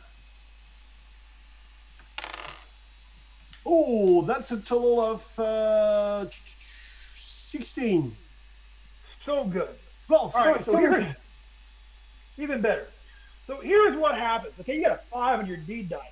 So you hit this thing in its head. Dang! It makes this horrifying clanky noise, and the head cocks over at an angle that I can't physically reproduce. Imagine his head is sort of like laying on his shoulder over there up the side, and you can see some exposed wires and whatnot there in his neck. It's still firing. It's still trying to fight, but you can tell his perceptions are off a little bit, like a lot bit. So he's gonna have a big old minus to hit because of that. So beautifully done. Yeah, with his head there all kicked off to the side as it is. But they're still in this fight though. Throg, it is your turn. You're over there at the other one. What are you gonna do? So with Bullsaw going high, I'm still gonna keep trying to go low, get that unnatural anatomy there if I can get in and twist the blade. The stem. What's better? 16 with a 5 on the die. Oh yeah, that's great. No, yeah, absolutely cool. Yeah, go ahead and roll me damage. 7. Crap, what did I do? Okay, so this one at this point, he is grievously wounded. And you think in your barbarian heart, you think that one more shot like that might put it down. But you also, when you hit it there in the torso, you can tell it's like, it's making a terrible grinding noise right now, and it can't move like it's trying to move back and defend, and it's clearly lost a lot of range of motion. That's going to hurt its armor class. You just lower its armor class down by a chunk because he can't properly move to defend or block or anything like that. Nice move. Right. So that's the one, the grievously wounded one. He's dropped down a few points. We don't know yet. But nicely done. And then it is Roland to round things off. Roland, the headless Thompson gunner, about to do some damage. I was actually thinking about stepping back and trying some more magic. The movement in the tree, I was going to I'm going to try to cast wood weirding and see if I can manipulate the branch to make whatever fall out. Nice. Hell yeah. I want to see you come on, baby. Roll it up. Come on, Asimov. An 8 plus 5, 13. Just right on the edge of failure. I'm playing. No, 13 though. That's not 13 for woodwarding. I'm not sure where that lands you, but hold on a minute. Woodwarding, it's level 1 or 2. We forget. Yeah, I have the level 2. I got you. You got a 13. Okay, so no, 13's a failure actually on the second level spell. Oh, burn some luck. You want to spend a luck point? Can you do that with the cleric spell? You can burn. Anybody can burn luck on any die roll. Oh, let's do that then. Absolutely anything, cousin. All right, man, great. All right, so you add a point of luck to that. Cleric causes a wooden object 5 foot square or smaller to bend and warp, destroying its functionality.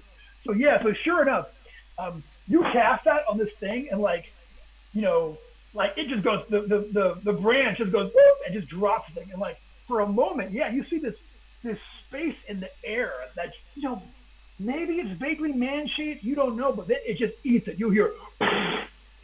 So go ahead and roll me 2d6.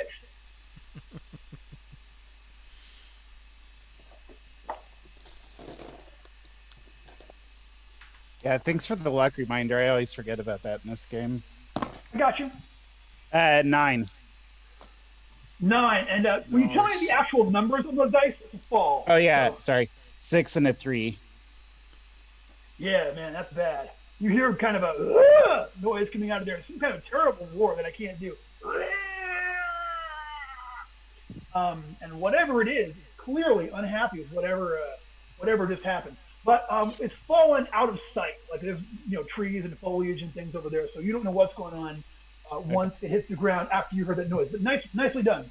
Yeah, man, that is.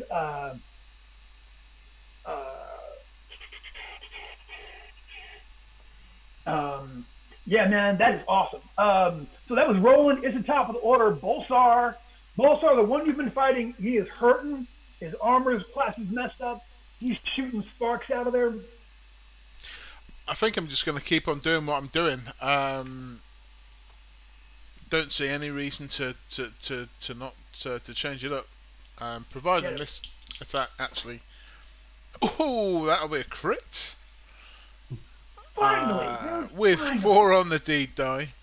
Nice. So do you want regular damage first, or? Please regular damage first. Yeah. So regular damage would be 9. Okay.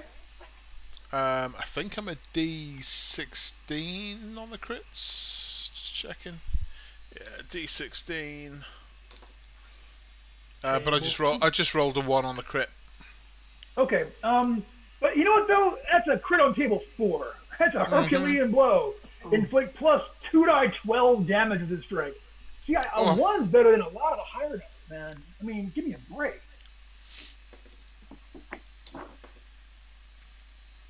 That's another 7 points of damage.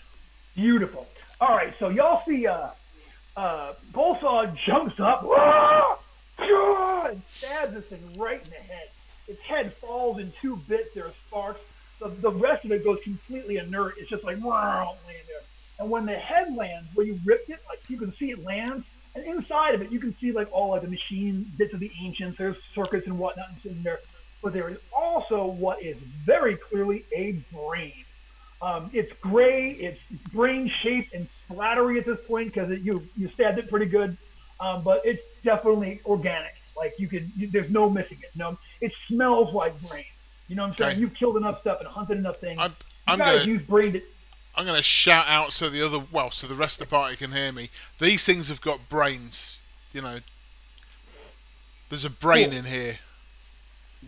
All right, so y'all all hear as Bolsaw calls that out. Nicely done, dude. It is Destrand. Go for it, D. Hey, and I can still see the one that fell out of the tree, right? No, you can see the broken branch, and he fell like this foliage back there. If you wanted to run in that direction, like you like sort of like run there around the hedges and leave the battle. You're not in melee, so no one will get a free shot on you. So you can kind of run. If you wanted to, you could spend your move action and run over there, and you think you'd be line of sight, but you're not sure.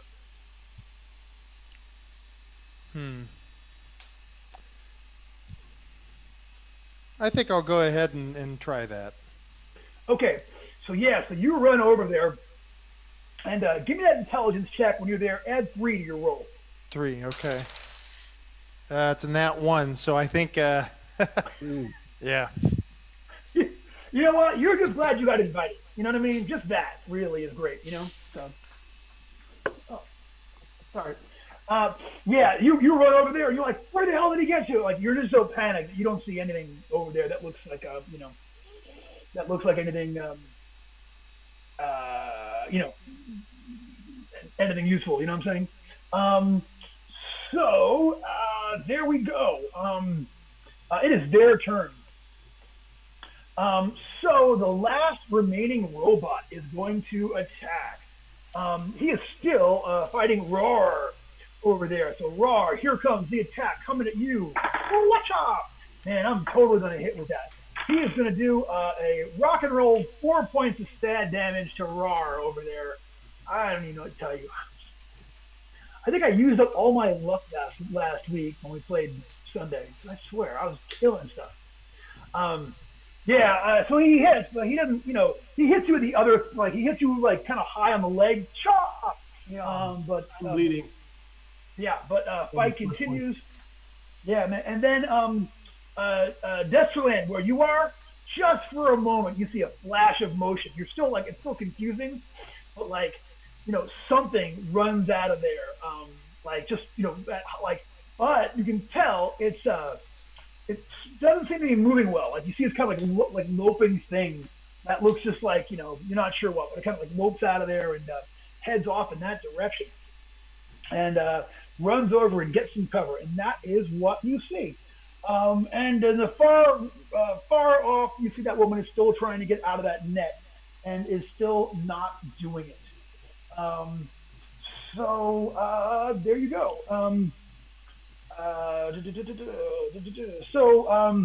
It is Rar, your turn. Return volley. Thing hits you.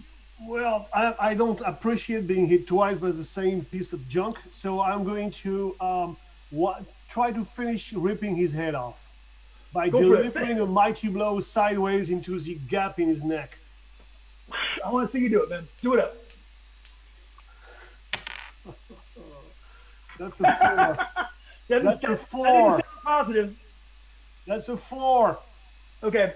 Well, you go for its neck, and it's like, yeah, and blocks against that as you come in, man. Parries is getting ready to come in for the death blow. He's going for the death blow next time, man. So just watch it. Bolsar, it is your turn. You just went the wrong direction. It's Throg. Throg goes. Throg, you see that one over there is still messing with Aurora, but its head's all skewy. I'm gonna go help Roar out with that one. Thank you. Cool. I obviously need help. What are you gonna go for?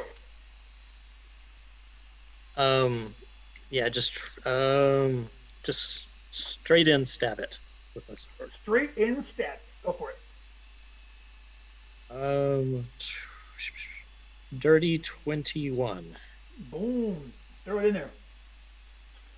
The dirty 21 would be my rapid rival across the river. We'd be mad then. It's one more. There's even more of them. You know what I mean? It's like not even fair.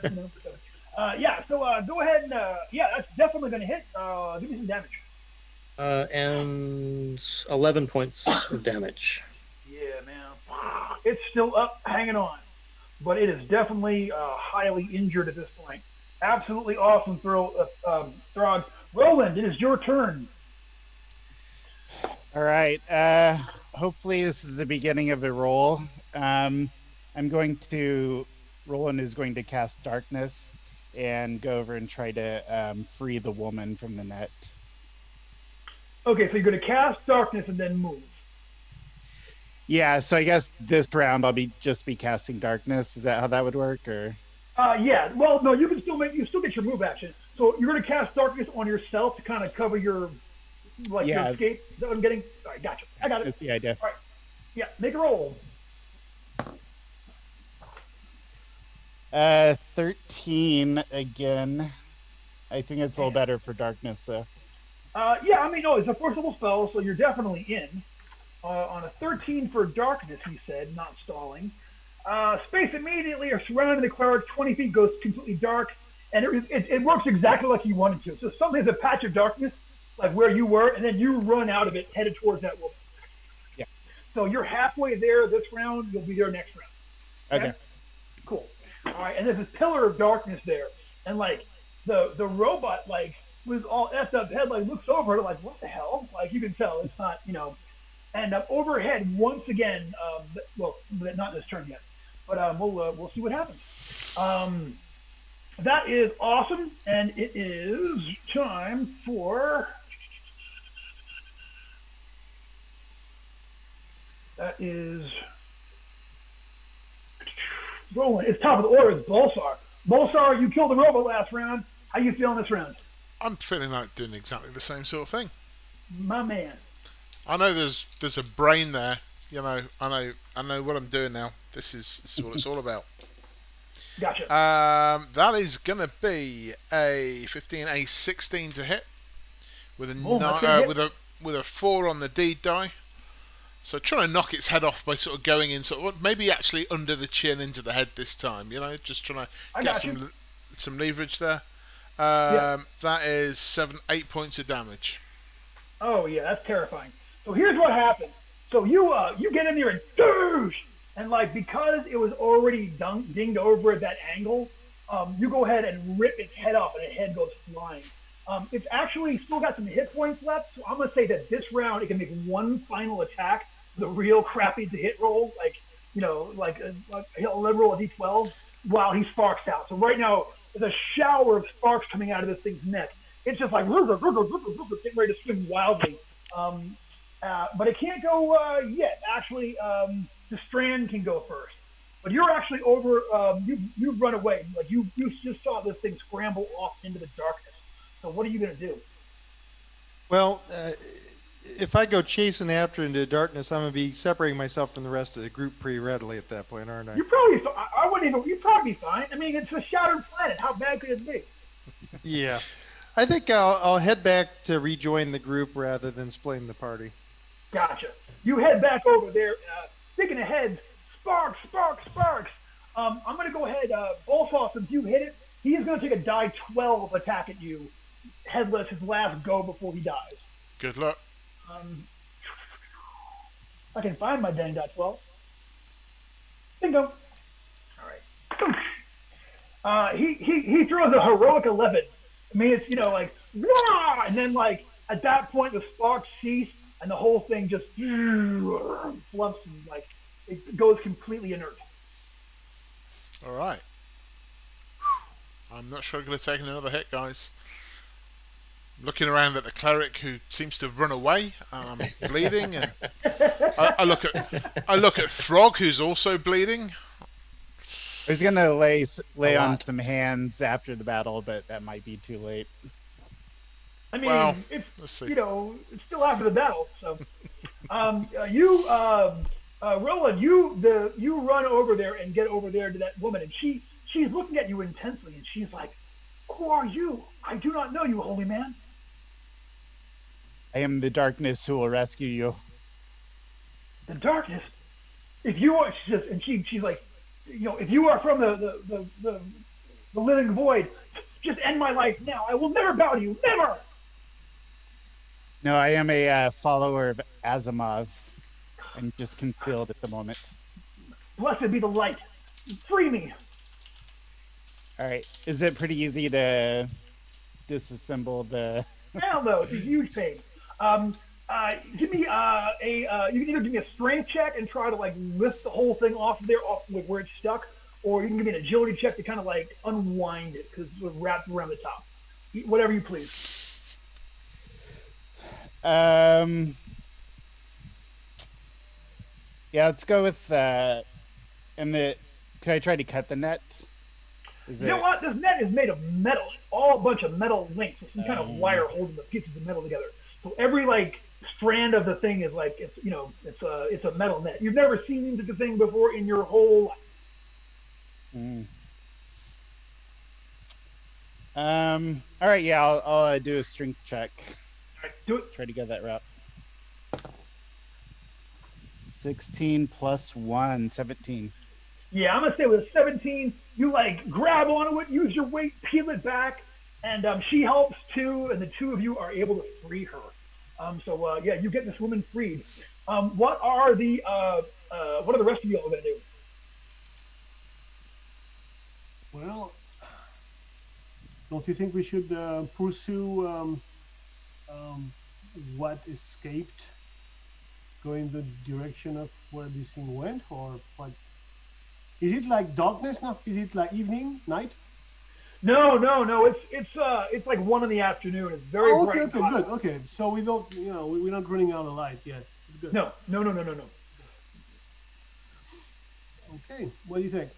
Well, I can at least point in the direction that it fled, so everybody can head in that direction. Is there anything we want to check? Any more we want to check on our downed opponents, or should we just try to hurry after as fast as we can? Does anyone need some healing? Yes, well, there we is need that. some clerical administrations. All right, I'm going to let you roll up some healing real quick. I'm actually going to run out of frame for just a second. I only need to know about it if you roll. So I'll be right back. Yeah, it's not like this is going out live on the internet, so we can fudge rolls and stuff. All right. So it's a regular spell check, right? And then it's the number of hit dice for warriors. Yeah, you got the table there on your character sheet. Uh, If not, I can probably pull it up really quick. Yeah, I hand wrote most of the stuff, so here we go. Lay on hands. All right. So I rolled a 19. I rolled a 14, but plus 5 is 19. Cool. So what's your alignment? What's your alignments? I am a lawful. Lawful I think frog? it's all the same. Oh, you're all lawful. Yes. You're lawful as well. So We're all lawful. okay, so that was a 19. Same alignment is 3 hit dice, which is handy because you're level 3. So D12 for a warrior, I think. Yep. So do you want to roll them, Roland, or do you want Throg to roll them? It's up to you. Do you want to roll them? Yeah, I'll roll it. 10, 11. That gets me all but 1 back. Sweet. Okay. Can I get some of that as well, please? Yeah. You do a roll. Oh man, the look on his face just says it all. Who needs I got that a 9 dice for roller? you. Oof. You got a 9. Yeah, that's going to be a point of disapproval. You can try it again, but you're going to pick up a point of disapproval. No, don't risk it. Don't risk it, because your disapproval's rocking up. Yeah, I'm at 3 now. I don't know if the god's pissed at you or whether it's me he just doesn't like, you know. Oh yeah, I think I have to throw myself in like subjugation. Yeah, you got to pray. Now, right? Yeah. Now that you got her free, you spend some time praying, and the woman approaches you. She looks over at your garb and she says, "Are you from Lost Canyon? Oh, we are. Yeah.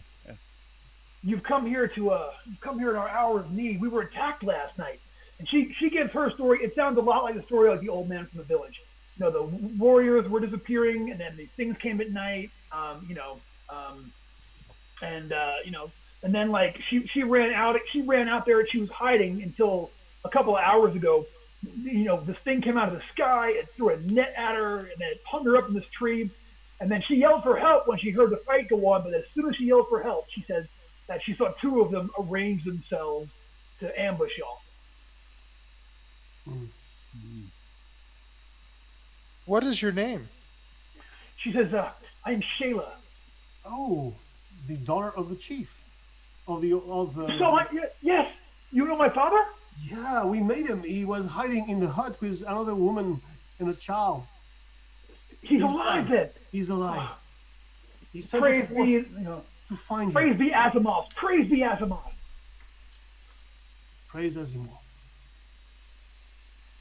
I'm not a big fan of Asimov's right now, but you know. I'm not either Maybe myself to pray. Do something about this big old gap in my chest, you know. All right, so what do you? Okay, so she's like, she says to you, if one of you has a knife, I can go with you. I'll fight. I will. You know, my tribe mates must be avenged. I have one that you could use. If you'll give me a dagger, I will go with you and fight. Would you? Do you fight with anything else? I mean, I could give you a hand axe. I've never been in a fight before, Oh, so well. I'm sure that whatever you give me will be fine. Yeah, I'm like, not afraid. I practice.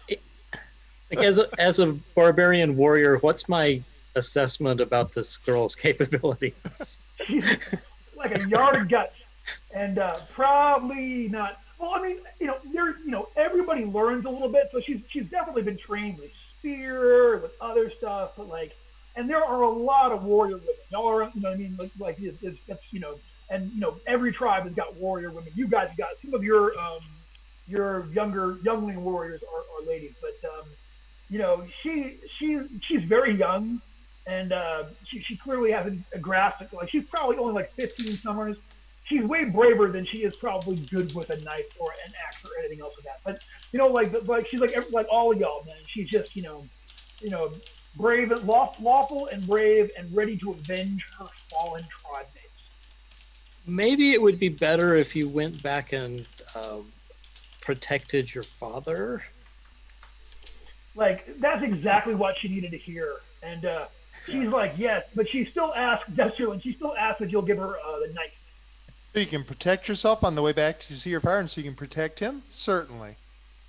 All right. I give her my. Yeah. She takes that one knife from you, and she says, "Magic man, I shall never forget this gift. You were a friend of my family and of our tribe. Thank you, Lost Canyon. Thank you." And then she literally sprints out of there and just runs the same way that y'all came, runs back towards her village, just hoofing it. Now, is there a way the fallen creatures? Is there a way to peel off their face mask? Yeah, you can, and you go over there and like, it's not just peeling it though. You got to get in there with a knife and a rock, and you got to bang on it a couple of times. I mean, it takes you a minute, but like, you finally get one off, and like underneath them, it's all circuits except they're like behind where they had those red glowing eyes. You see that there are human eyes behind those things. And does the mask fit a regular human face? Oh yeah, you put a strap on it, it'll work. Yeah, you have to I tried to actually do that because he would scare the crap out of those things. Gotcha. He smells a bit, but he's fine. It's weird though. Like you put it on your face and like it's super opaque because of the lenses. Like it's the lenses are kind of dark from this side. You can kind of see through them, but they're kind of dark. But if you wanted to, you could just pop the lenses out. On this side. You got the face mask off. Yeah. You pop those lenses out. Yeah, you've got a scary mask. That's perfect. Gotcha. The bloodier the better. Yeah, you have a scary mask, and like it even it goes in such a way that your hair kind of falls over the top of it. Good look. Yeah, absolutely. All right, so you have masked up. From out in the jungle someplace, you hear this noise off in the direction that Destrand heard that thing running.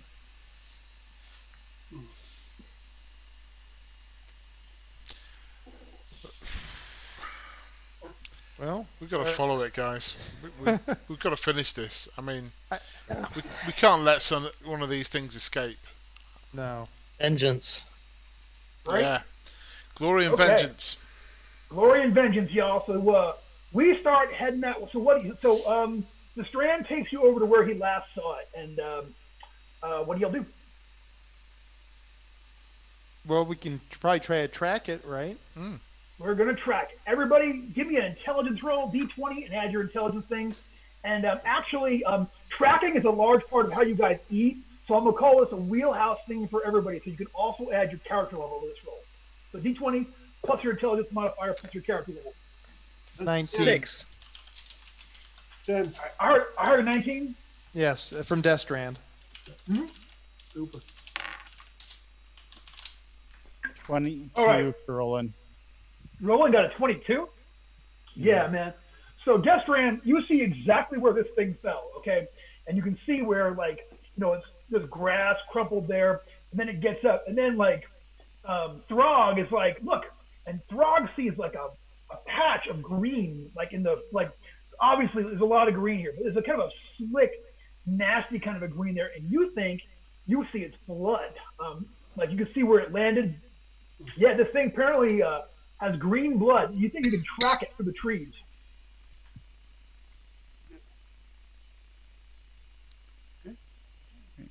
Just follow it. Follow the blood. Follow the All blood. right, we follow the blood trail. Okay, with Throg out in front, what weapon do you have out, Throg? A longsword. Okay, yeah, like you like you guys go like wander through the jungle for like 10 minutes. You guys are actually now headed north, away from the river and away from the village. And you get to the spot before a clearing. Everyone can once again give me a regular intelligence roll when you get over there. D20 plus your intelligence modifier. I'm looking for a 15 or better. Not here. Yeah. Nope. 4. Not here. Yeah. Nobody? Lower. Okay. 2. Yeah, I had a 2 also. Gotcha. 14. 14. Oh, close but no. All right, so here it goes.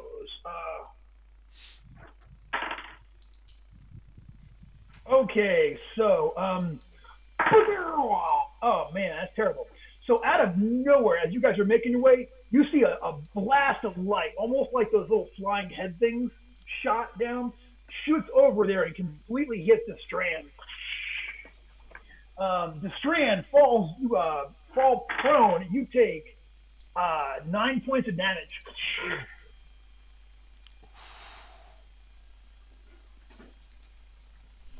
Let's go ahead and roll initiative.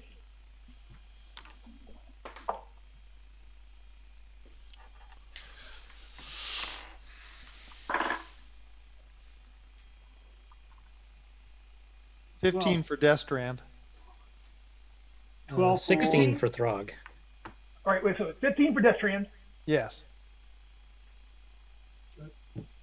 What did Throg get? I'm sorry? 16. 16 for Throg.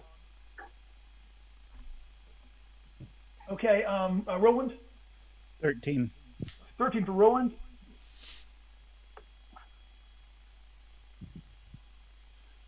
Roar?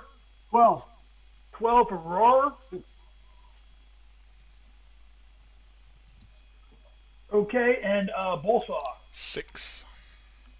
6 for Bullsaw. Bullsaw is going to be batting cleanup, as we say here in the States. What do you call in a cricket match? What do you call the last guy on the side to go on cricket? Is there a term? Do You don't I know? look like I know sport? You don't watch sports ball. I just thought I'd try. Cricket. I mean, it's not really a sport, is it? You could theoretically you could do it without changing your shoes, so it's not a sport. Yeah. Like darts It's and a snooker. sport like golf is a sport. Yeah, like Yeah. it's a game. You can wear And normal there is shoes. no- That's not sport. There is no last guy in a cricket match because it never ends. Good point. Good point. Outstanding. Okay, so Throg, you go first. What do you do?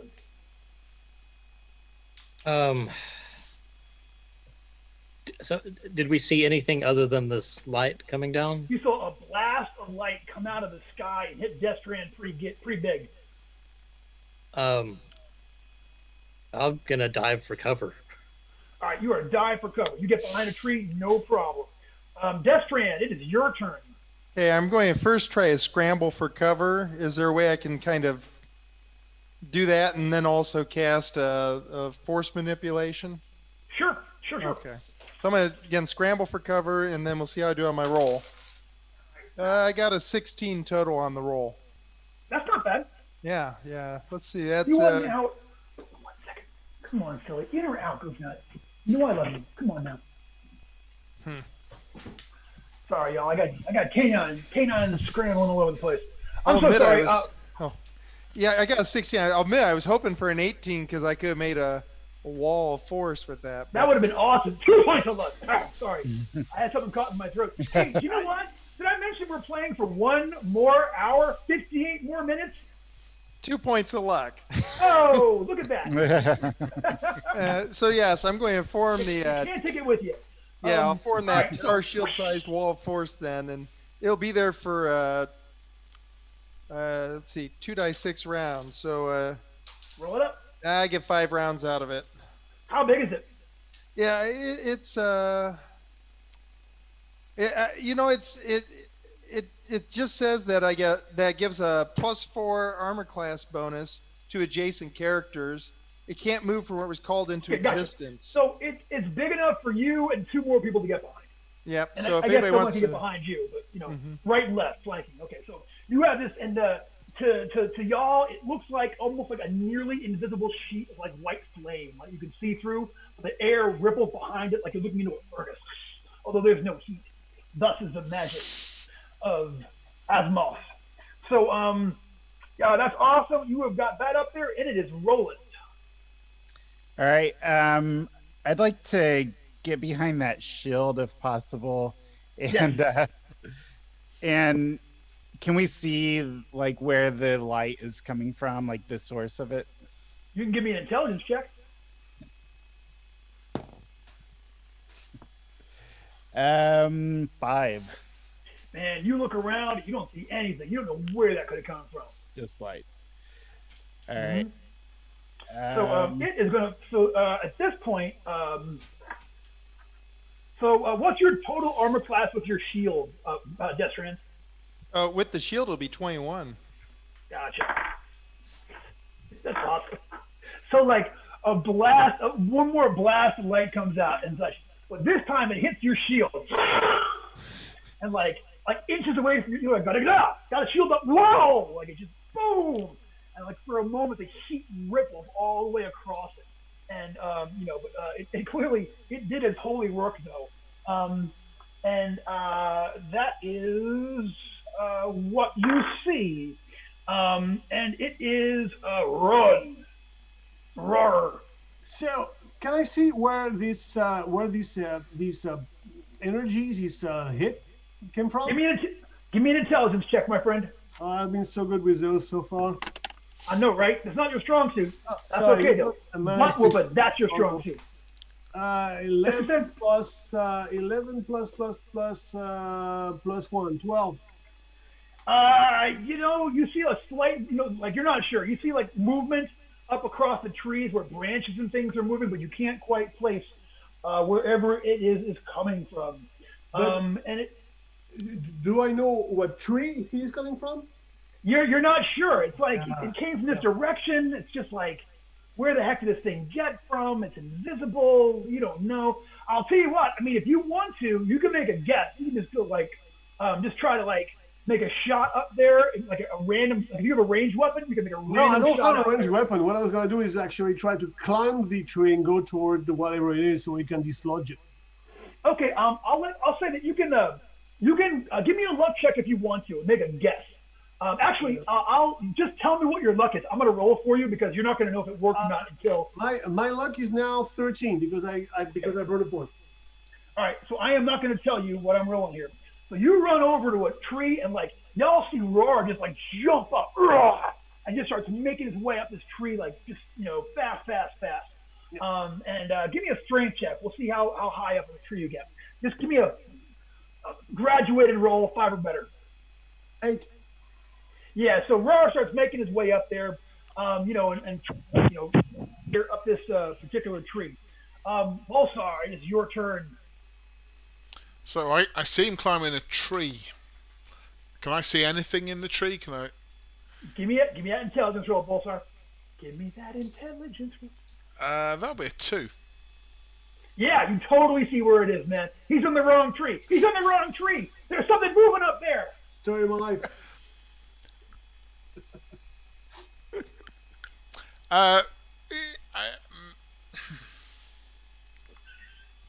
That's the best noise ever, Bruce. I'm going to shoot at the wrong tree then. I mean, I don't know it's the wrong tree, right? Yeah, give it a shot. So I hit the wrong tree for. Well, I'm pretty sure I hit it with an 18. Yeah, you absolutely. Yeah, you fire. What are you firing? Sling. Yeah, so a bullet or. Yeah, you fire a sling rock. You were sure you had this thing, and it just plinks off of its face, and does you no good. That's okay though, because Throg, who's behind cover, can do something. Throg, what are you gonna do? So there must be something up there because people are shooting. Yeah, you just saw. You just saw Bullsaw fire. He didn't hit, but you got an idea where he was shooting at. Yeah, I'll try that too. All right. Yeah. Hit whatever he was Attack roll. shooting at. 15, 20, dirty 20. Man, that's beautiful, dude. Yeah, you hit this wall. You're not. You hit a tree. You didn't hit anything, but like you definitely kicked this tree though.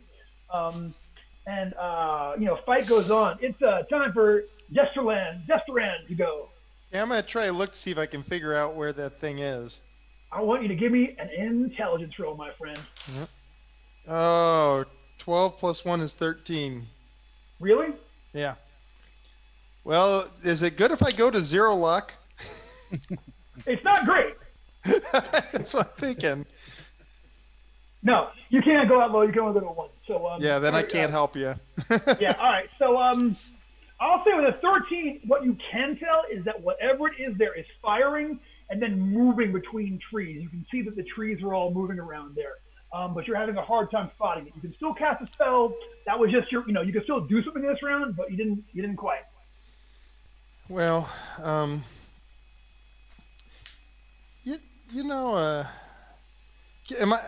let's see. So who's by me right now? Just Roland, right? No, Roland is over there by you, and Frog is not too far. Frog's like 10 feet away behind a rock. Okay. Well, I think I just want to, for now, stay behind that shield since it's not movable, and I think since I don't quite know where it is, I'll try to cast just on the off chance it might help me somehow later. I'll cast a Mystical Mask.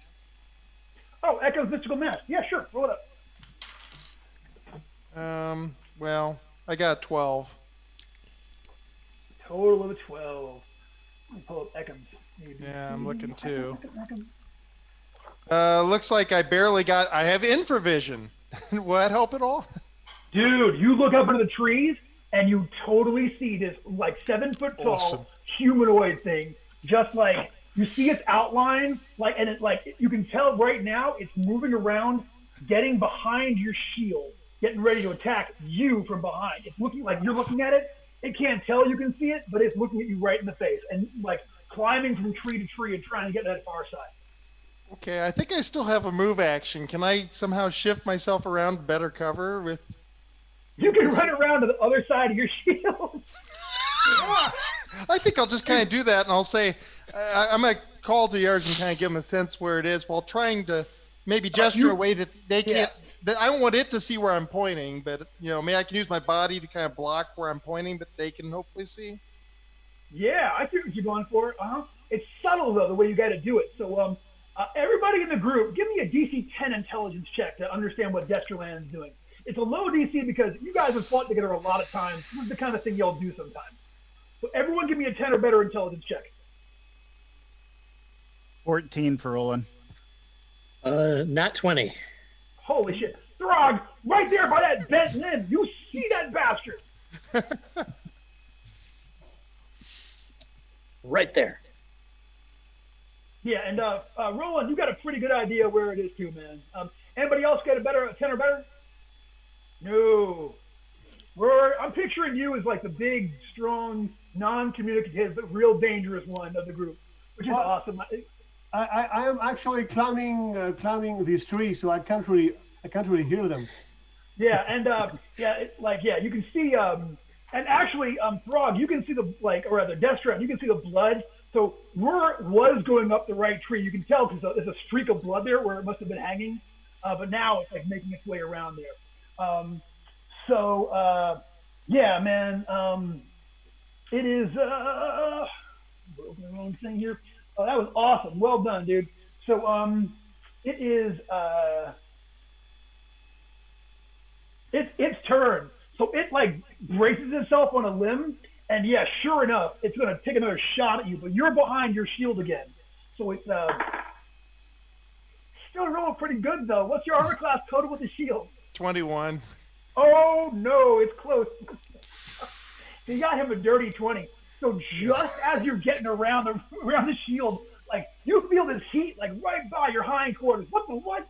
And it launched a bolt. It went like an inch from hitting you, dude. An inch. But he scrambled and got behind your shield just before it cast you. Beautiful, man, beautiful. So it is, and for its movement action, it once again like moves, so it's gonna like it's climbing between trees, so it's changing its position and making itself harder to hit. But now I'll say that Throg, now you got that 20, you can totally follow its movement now at this point. You can be like, oh yeah, there he is, there he is, there he is. At least for another round or two until he does something really crazy. So that was awesome. And it is Roar. Roar, go for something. So I am in the tree climbing. Do I see any movement in the tree I am in or in an adjacent tree? Yeah, give me a intelligence check. I'm gonna rule that you were too far away to see what Destrela did. That's a roll of 14. Oh yeah, you know what? Like this thing is doing kind of a circle around these trees, and it's coming back in your direction. You think if you do some tree jumping from like tree to tree, going in the opposite direction, that you can get over to where he is and intercept him on his way in. That's what I want to do. Beautiful. Give me a strength check. You're going arboreal. Give me a 12 or better on the strength check and make it. All right. No, just 11. You want to spend a point of luck right now, cousin. Yes, I do. I'm gonna burn 1 point of luck. Go down to 12. Yeah, man. You start making your way there. You almost fall out. You barely catch on, but you manage to hang on to this tree before you eat it. But the battle continues. So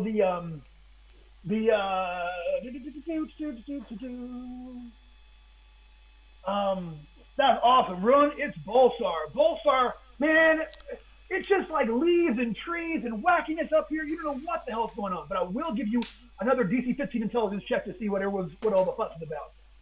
Nope, can't see shit. Can't see a thing. Yeah, man. So here's what I'm gonna do. I'm gonna grab on the what's the floor like leaf litter and pine needles and stuff.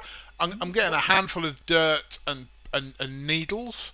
I'm gonna stuff that into my sling, and I'm gonna take my best shot at where I think it is purely from movement and other people's reactions. I can't see it myself, but my best guess, and just sort of fling that.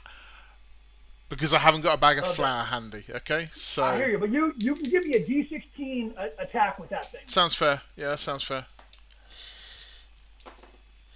Add your deed, obviously, and your deed's going to be key here. Oh no, that's a sad face. That's a sad face. It's a 1. One? I got a 1. Oh, dog. I mean, yeah, you well, know. yeah, I know. Roll. How bad can that be? Wait. I mean, it's just the Shattered Earth. Give me a roll.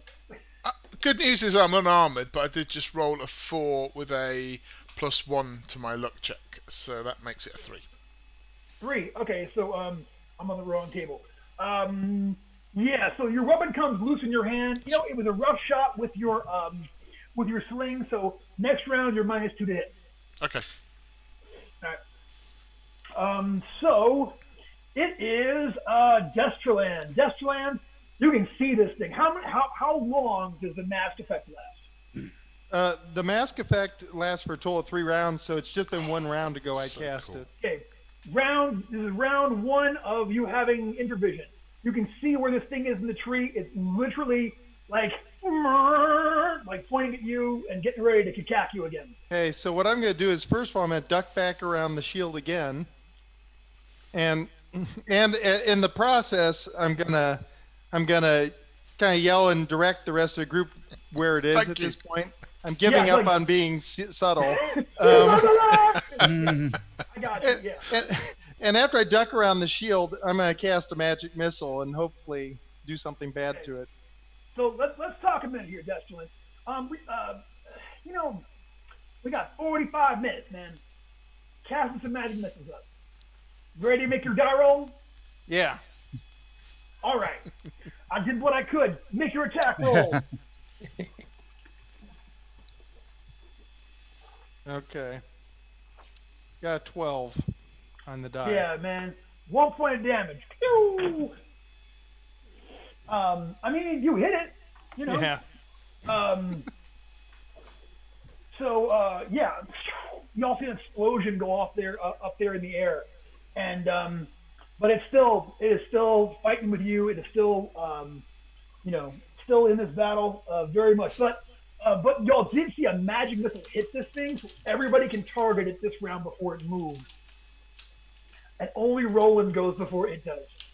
So Roland, it's your turn, cousin. You can fire. You're rolling a D16 with whatever you do because he's still invisible. Okay. But you can target him this round. So we're gonna go back to the spells, and I'm gonna try to cast Word of Command in that vicinity. Yeah. That's a What are you D16 also. No. You have to hit him with the word. You just gotta say it. So it's just casting it. So but you do have to make me a Word of Command check. Now what? Okay, go ahead. Oh, sorry. No, roll. What'd you get? 13. 13. You can speak a word at the target, and if it fails its saving throw, you're gonna affect it for 1 round. It's got a hell we're gonna fix it to see here. Yeah, he's gonna do say no thank you to that word of command, whatever it was, bro. It was gonna be fall, but I guess it doesn't matter now. Yeah, that would have been sweet, but what are you gonna do? All right, so yeah, bro, it is going to actually, like, you Can I cast still burn magic. luck, or is it too late? Have we went beyond that?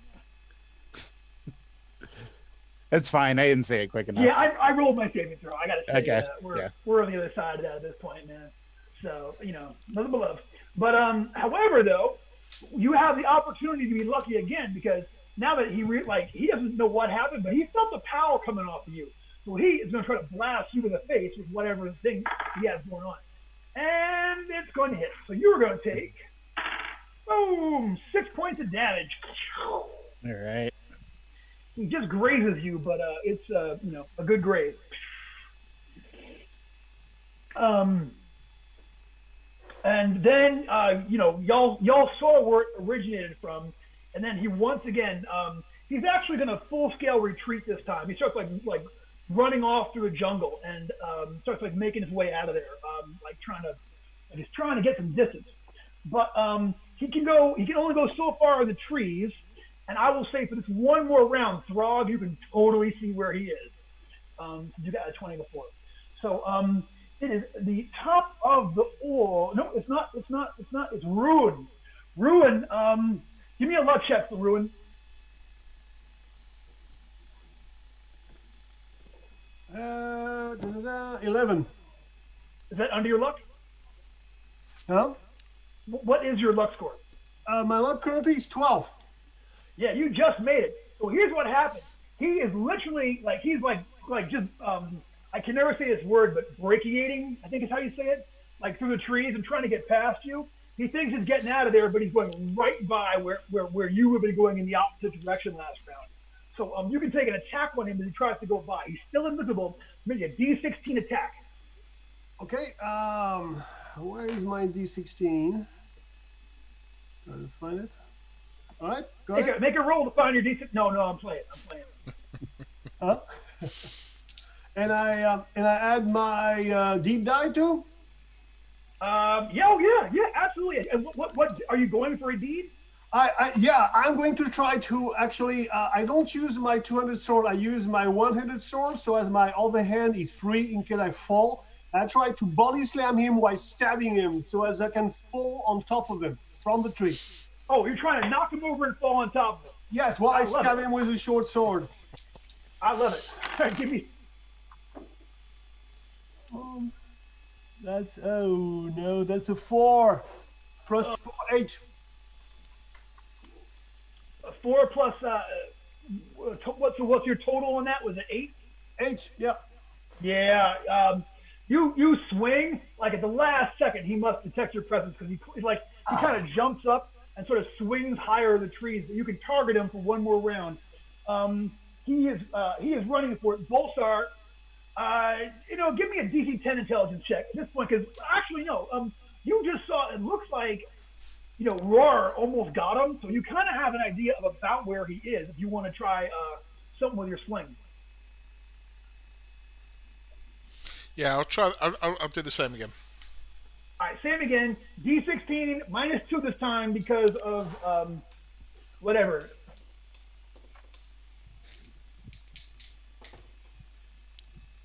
Ooh, that's a 16, 17, 18 on the deed. 18 including the deed. Nice. So did you get a 16 on the die? Yep. Yeah, man, that's nice. That's actually a crit. Yeah. So, but I only had dust you only and had pine. dust Yeah. or whatever. But Yeah, basically, here's what I I'm gonna want to say, mark though. him. Yeah. Yeah, I'm gonna say with that crit, you're like, yeah, and he kind of turns and it's like, and suddenly you see a spatter of dirt and pine cones, and it must have been sticky, and now you can see this much. It looks kind of like the shield, the face that the heads were wearing, kind of across his face there, but it makes a nice little target. So everyone's penalty to hit him is reduced to a -1 this round. Right. And so that was beautifully done. And as the top of the order, Throg, you can attack him -1 if you want to. All right, with my bow, I'm gonna shoot him right in that face. Shoot him in the face. Shoot him in the face.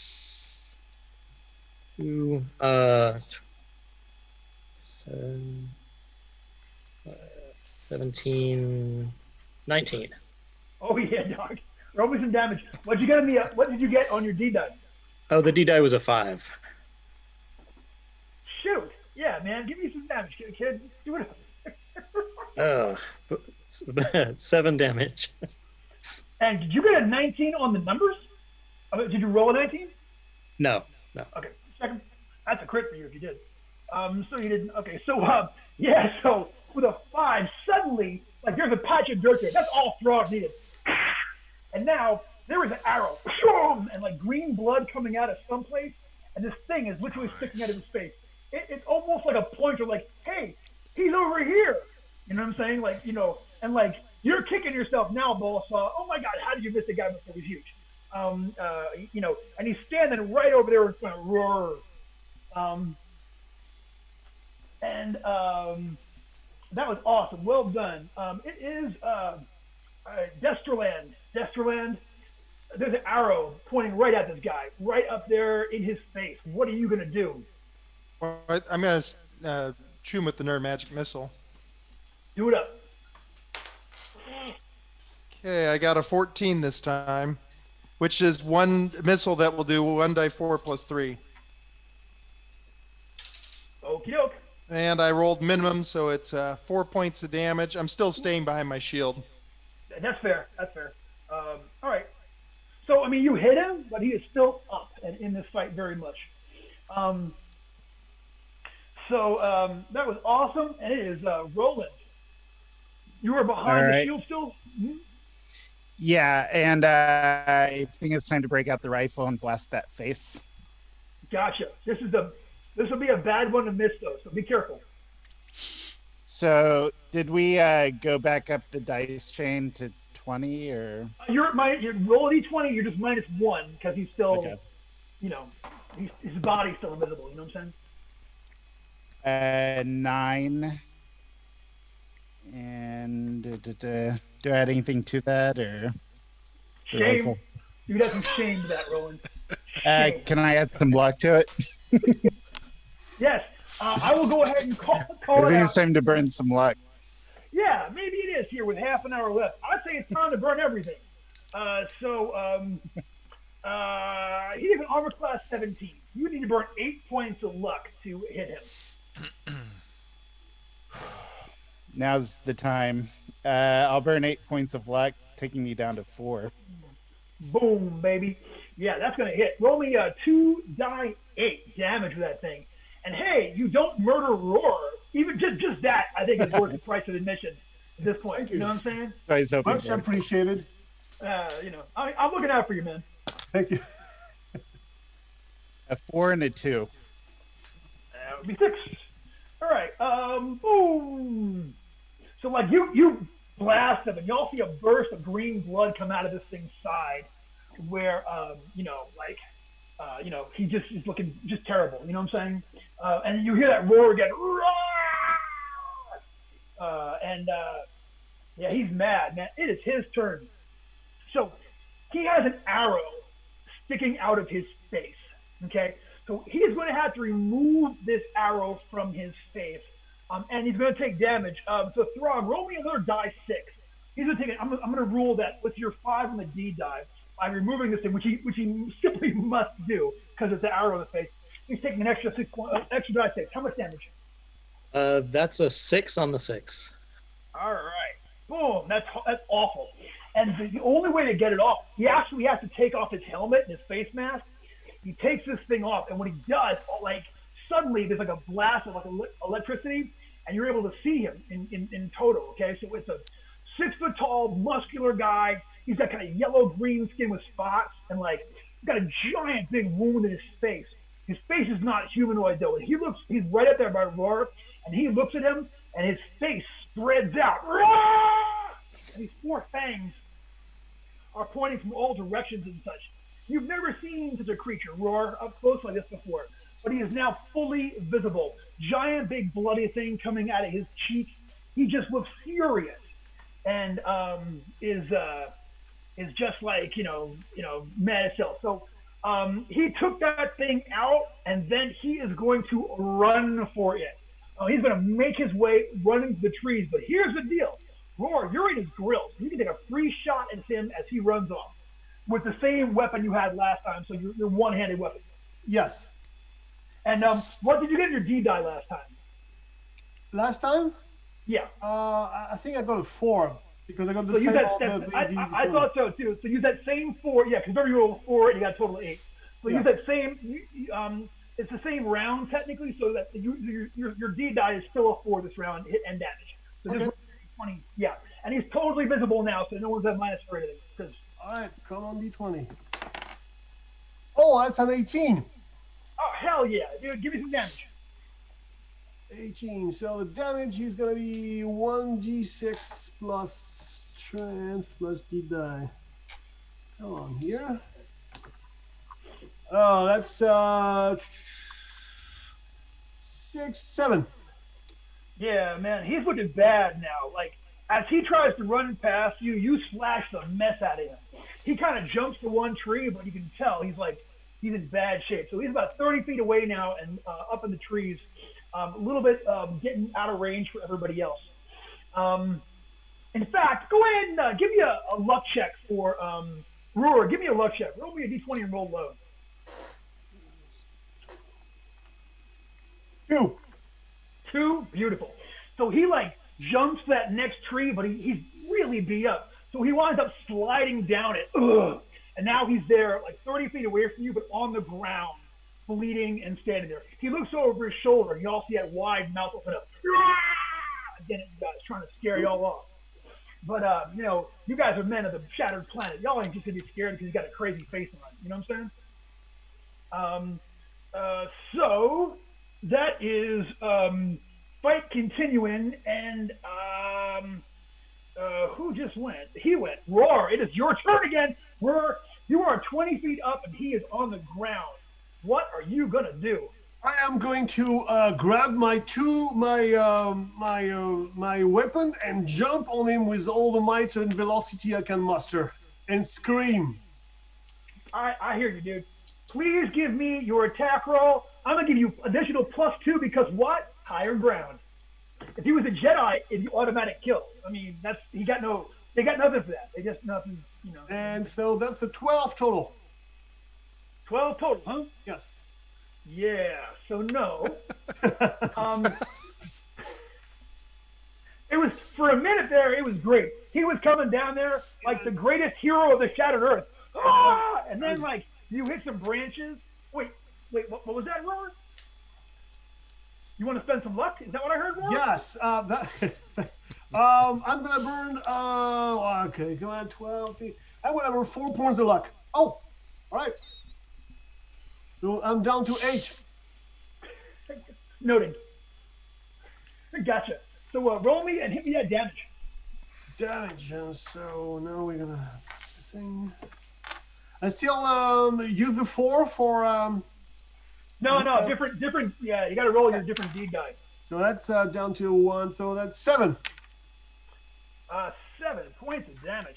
So yeah, you slash the mess out of him. Actually, no, sorry, 8. One Oh more. well, that changes everything. Absolutely. No, he's still up. He looks really bad though at this point. He turns around to you and is just like, looking rough. Is it his turn? It is not his turn. It is Bolsar. Bolsar, he is 30 feet away. He is on the ground. He is fully visible. Time to make a charge attack, I think. You are in plenty of range for a charge attack. Rolling a d20, charging, He's yelling at the top of my lungs about honor and glory and vengeance. Gotcha. I'm probably running slightly in the wrong direction, because that would be a 6. Yeah, man. You 7. You run over there. You're like honor, glory, vengeance. But he's still hard. Like he's still fighting. So when you get there, he actually kind of stiff arms you and shoves you aside. His strength is amazing. He's as strong as the strongest warrior. You think he's just mighty, mighty, mighty in battle. So he shoves you aside. Throg, it is your turn. I'm going to say you can't get a bow shot this round because there's 2 guys in front of him, like giving him basically complete cover. I guess if you got a really a well-described deed, I might allow it for it. But you can charge up and go for an attack though, if you want to. Yeah, it's time to charge. There you go. And charge, and I'm going to try to knock him over. All right, knock him down. Do it up. Give me an attack roll, man. Is there a plus for the charge? +2. Brings it to a 16. Ooh, it's close. And burning a luck. Hey, there you go. All right, that was a 4. It was a 4 for the deed die. Okay, cool. Yeah, he's knocked down. Just put him on his butt. Give me damage. 7 points. Oh, okay. So you run over there, and what weapon did you use? It's a longsword. With your longsword, and like he shoves. It's like you see him shove Bolsaw aside. What he does, he leaves his whole side open to you. He's like, "Ugh!" And you're in there like, "Ugh!" You stab him, and he falls down, and he looks up at you, and like, he just looks like he's just abused. You can see there's just blood running out of him and such, and he like, you see like he grabs onto his wrist. He's like mashing some stuff on there. You see like these green things show up, and then you hear him say in a voice that sounds creepily like Bolsaw. He says, "Honor," much like he did and such. And y'all start hearing this like noise, like. What do y'all do? I suggest we run. Yeah, it sounds like this thing's about to blow. I Yes. think I'll run too. Okay, so the bunch of y'all run back towards the village. You just start sprinting as fast as you can. And then there is this amazing explosion behind you. So huge, it's like literally the 5 of y'all are all propelled. Everyone give me an agility save. Reflex save, DC 13. Oh, just made it. 14. Oh, 13. That makes 19. it. Makes it. 14. Makes it. So, so it like launches all of you. It's the album cover. There's this explosion there. You're all in the air like, ah! Exactly. As this thing happens. And when it lands, like, you guys come down. You're almost back to the village when you see this thing. Like, and you look back and, like, it's leveled a whole big chunk of the jungle out there. It just completely burnt to a crisp. And like the last couple of villages, you see Shayla and her father, the chief, and a couple others like come staggering out and see you guys. You're all singed and all over like fiery and such. And the people all kind of like are they're like looking at you like ah. And then a moment later, suddenly, remember there was that crackle of electricity when it first appeared? Man, you see like a dozen of them. and like these things just come and appear all the way around you, and like they're all a little bit different. They're not uniform, but the one walks over to Throg, like stands over there, dude. He takes a knee and he holds this thing out to you, and then like it expands and becomes a spear, and he presents it to you. I'll take it. All right. Once you do, he gets up, and the rest of them kind of back away, and then they once again disappear. And then, like a few minutes later, just for a second, you see this machine rising up into space, just coming up into the air and such, and flying up there into the atmosphere and heading out that way. So yeah, man. So at this point, a lot of things happen at this point going forward. Yeah, they have lost all of their warriors here at Memorial Hill, but like also they do this big ceremony under the shadow of the big shadow of the statue of the Queen, and like you guys are declared to be like the heroes of the Memorial Hill tribe, and you guys have like they make you what they call the Order of the Heart, where you're all like official members. Like you can like show up here at any time and do whatever.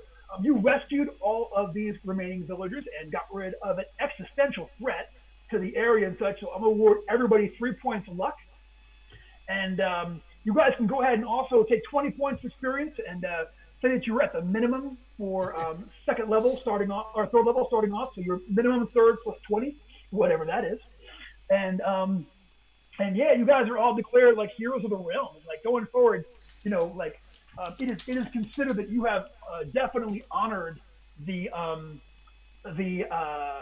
what do you call it? Like you have definitely honored the everybody except one thing. Destrin, your luck's a 1 now.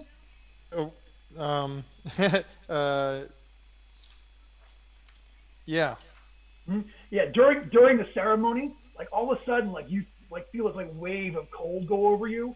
And like you look down at the amulet that you're wearing on your chest, and like from it you can see you see like this like sort of like blue tendrils come all over your body. Your skin takes this blue pallor over and such, and you hear in your voice, in your head, you hear the living voice once again speak to you, and it's like, so you did choose to take me as your Lord and Master.